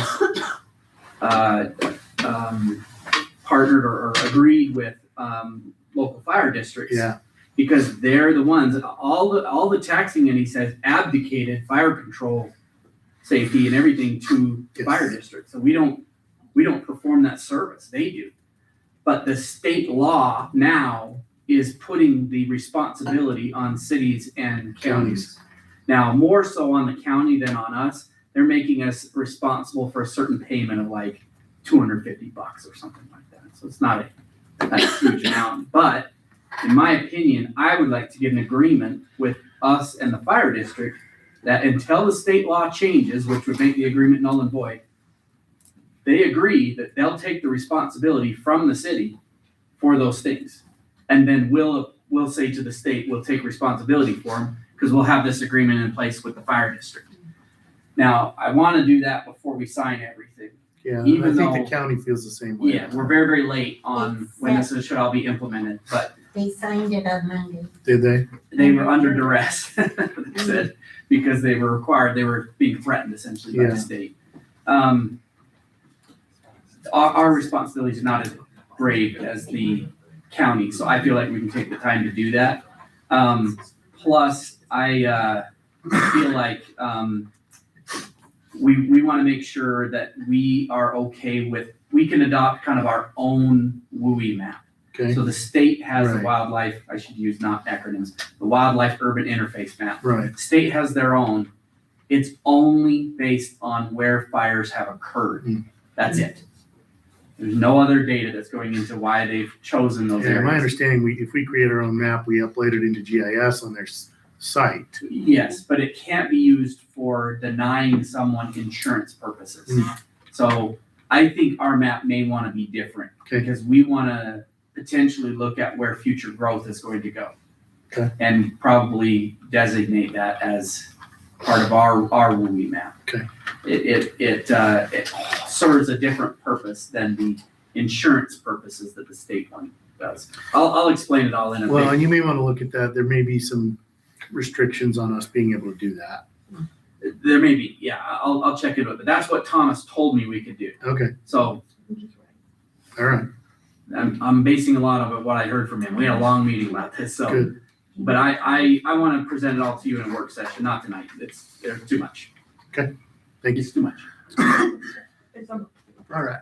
Me? Yep. Okay, I just want to take a minute to just discuss a few things from tonight, just real quick. First off, I'm grateful for everyone who made it possible to get these video meetings in place. I know that the staff really worked hard for that, and I just think that that is just one more step to just make it better to better inform people. And I do like the idea. I've seen in other cities that they do a monthly update or whatnot. That's just a simple rundown. And I know we've kind of discussed that previously. And I think if we can incorporate that, I think it'd be really, really good to help the community. I know we have the Times News. I appreciate that. We do have our Facebook. We have all those other channels. But if we can make as many things as possible, I think that's great. I really wish we had this many people regularly, especially at 10:30 at night. My goodness. Usually it's, we've got our tried and trues. We've got Myrna and Donald that are here, and I think that's it. Donald does never miss a meeting. I sure appreciate him. He's always got some great insights and things. But I appreciate all the things that were brought up. You know, these are things that do need to be discussed. The water concerns, environmental issues, which I thought Seth did a great job of discussing. But again, if it's just a developer, we do need to know when one is actually going to be on the hook what this would mean to them. And, you know, I want to be able to have that ability to have some regulatory authority, because otherwise it will just happen to us and we can have no say. I've talked to a few friends that live out in Mona, and they said, you know, unfortunately, we didn't do anything when those things went out on the West Bench. You know, Howlings and the power plant and now the solar farms, they get all of the effects that happen there, but they get none of the benefit. They don't get any tax, anything like that. Those all just happen to them. So those are things we just have to think about, because if that will get approved through any of the other regulatory authorities, because where they're pushing for data centers, the federal government is pushing. So, you know, if it's not locally, it could be the county, it could be the state, and it could be the feds. You know, they will find ways to make these happen. They talked about when we were at the One Utah Summit that we're in an arms race with China, you know, and do you really want your data? I mean, that's national security right there. Do you want your data on offshores, data centers? And the answer is no. I mean, that's dangerous. Now, do I want ugly things? No. I'm not interested in these big ugly things and water users and all those things. But so those things need to be taken into account. I agree when people say, hey, yeah, they'll promise the world, not just data centers, just anything. That's where, you know, in some of my dealings, that's why we require, I mean, big things, money in escrow. You have to have skin in the game, and, you know, right at the signing of an annexation agreement, and not just that it's in escrow, but that it requires signatures of both parties to release. I just think that is one way to really ensure skin in the game. Another thing real quickly, I don't take property tax increases lightly. I said that when I ran for office, and I still mean that. I will only do it for public safety. My parents are retired and on fixed income, and I know there's many in our community that are, but I know that this is an urgent need. And I mean, when you have that freeway passing by, it's a blessing for businesses, but it's also a curse. You wouldn't believe the amount of things that come in. And I work right near it, and I can tell you the amount of craziness that comes off that freeway. We need to definitely invest in public safety. And then lastly, just, you know, I worked on the staff for 8 years prior to my time on council, and I can tell you, these guys put in a lot of hours, a lot of time, and we have to rely on them, because as you can see, we have police, roads, parks, recreation, cemeteries, budgeting. Did I mention roads already? Maybe I said that twice. Maybe because there's 50 miles of roads we're trying to maintain plus, right? And so water, sewer, gas, power, there's a lot of things to stay informed on. And we do our very best. We're human, but that's why I'm so grateful for the staff and everything that they do there. And I just want you to realize we also have full-time jobs. This isn't our full-time job. And so we're trying. We have families. We have everything else too. So we're doing our best. And I just think that video meetings and some of these other things, I think this was good, constructive discussion. And I'd like to see more people come regularly, you know. Take turns. You don't have to come every time. You're welcome to, but take turns. See if you can get as many people. An involved community really does make a difference. So, okay, that's all I've got. Thank you. Thanks. The only updates that I have is I came across some state grants for agricultural based things. So I've sent them off to a few of the farmers market and then a few of the local farmers in there. It's food related agricultural grants that are available. So I sent those off, but if you know of anybody that you think that I might miss or have not came across, but I thought maybe it is a long night already. Oh my heavens. I just said the name. That farmer's market. Thank you. It was there. I was picturing all the items I purchased, but just not getting it. Farmer's market. If I'm missing somebody, there is some stuff. Tomorrow, Craig is going down to look at some grants that are available for youth in our community. It's part of the new Senate bill that's going out. So after being here for a long night, he's on his way to Richfield tomorrow to listen to that tomorrow morning. Hopefully come back with something good as far as that. So is there a need for an executive session tonight? Closed meeting, Mayor. Closed meeting. Thank you. Reminder, Chamber of Commerce lunches this week. Okay. Thursday. Who's going to Richmond tomorrow night? I am. Is this the growth summit? Yeah. Yeah. And then we'll move into item number 24 then. Greg, are you back on the, I'm back on. that's why you're still here, huh? Yep. Okay, due to all these tournaments that keep coming in and around, we have had a influx of people requesting to come park their food trucks or sell stuff at the tournaments. And it's gotten to a point where I need to come and kind of address the council on how you guys want me to kind of approach that. I've talked with other cities, and there is a huge variety of ways that some places do things. Some request just a percentage of sales that come from the tournament to be a vendor there. Some just require a flat fee. And then there's different ways that people do their process of who's allowed to come in and not. Is this something that you guys want me to pursue, to allow food trucks in, to allow different vendors to come sell things at our tournaments? Is it something that you want me to turn away? And if so, kind of looking for direction on which way you guys would like me to go with this.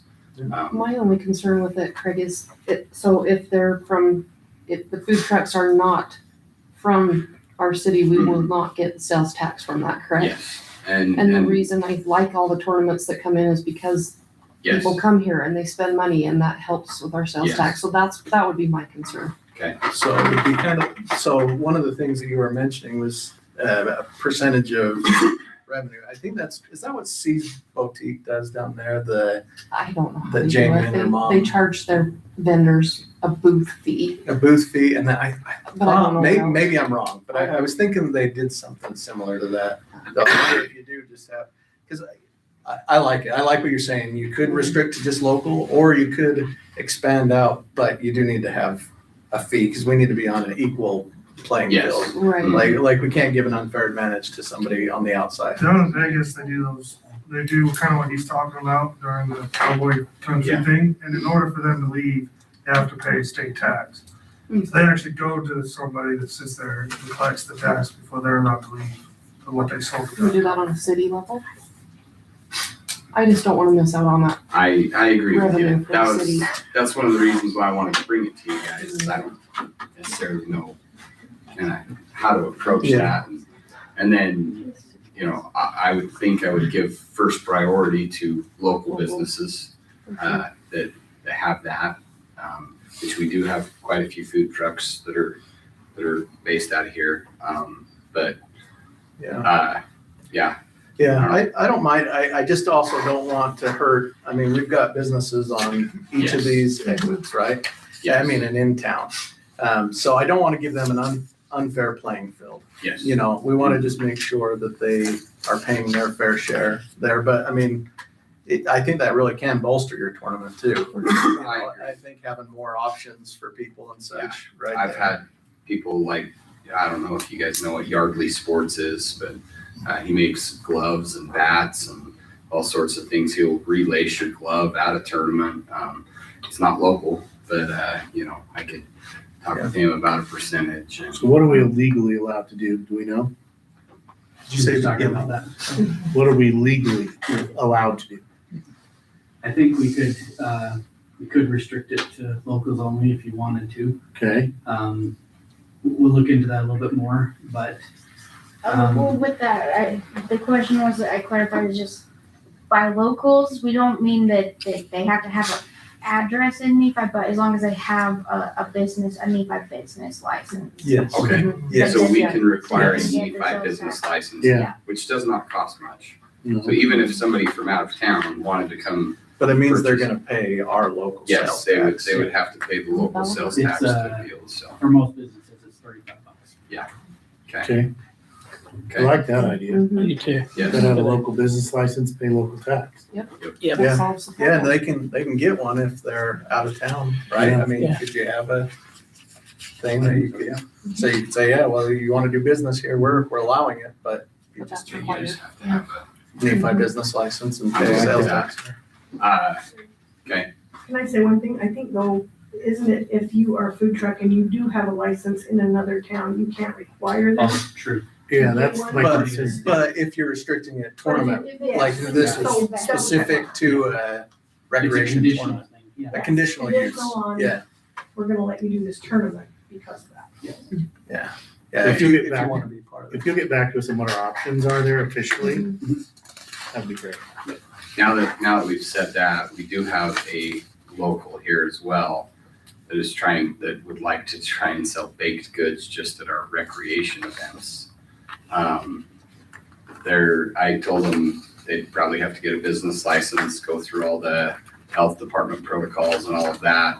Are we okay with that as well? Yeah, I mean, health department would be the big thing. So will they be on city property during that sale? They would be. You can, but it would likely be under a cottage license, which they wouldn't be able to have if it's sold in a public place, so that may not work. Okay, so they would have to sell off of city property. Or out of their home, is that? Yes, the cottage licenses are for selling out of your home, but if you're going to sell it at a public place that like a private business or then that wouldn't work. Can you have But both? Can you have both licenses? yeah, if they can get a business license that's not a cottage, then yes. If they're able to. I will get back But to it them. kind of needs to be in a commercial area, because if they're in a residential home, our home occupation says you can't have stock in trade at your house. So we either need to change our code, or they need to go and create the products in a commercial area. A lot of questions on that one. We might need to have some consultation with the business owner. I encourage him to come in and talk to staff about that one. Okay. Fantastic, I'll do that. Okay. Yeah, we've just been hit up. Where are you? Are you coming home tonight? I'm sure you're okay. Yeah, we're still here. Yeah, okay. Thank you. I'll get something kind of put together then for a regular session. We can. Calendar? Is that it? That's it. Thank you. Any other? Okay. All right. No miscellaneous? No what? No miscellaneous? No miscellaneous? No. We'll call it a night. I make a motion to adjourn. Second. Okay, we have Shari with the first, Travis with the second. All in favor? Any opposed? We have one in opposition. Amy wants to stay. Might as well make it a night. Thank you, guys. You're welcome. I'm glad y'all are Ron, because you can vouch to him that I've been here. He hasn't questioned it, but yeah, I just had to stop it. Thanks, everyone. Appreciate it. I have a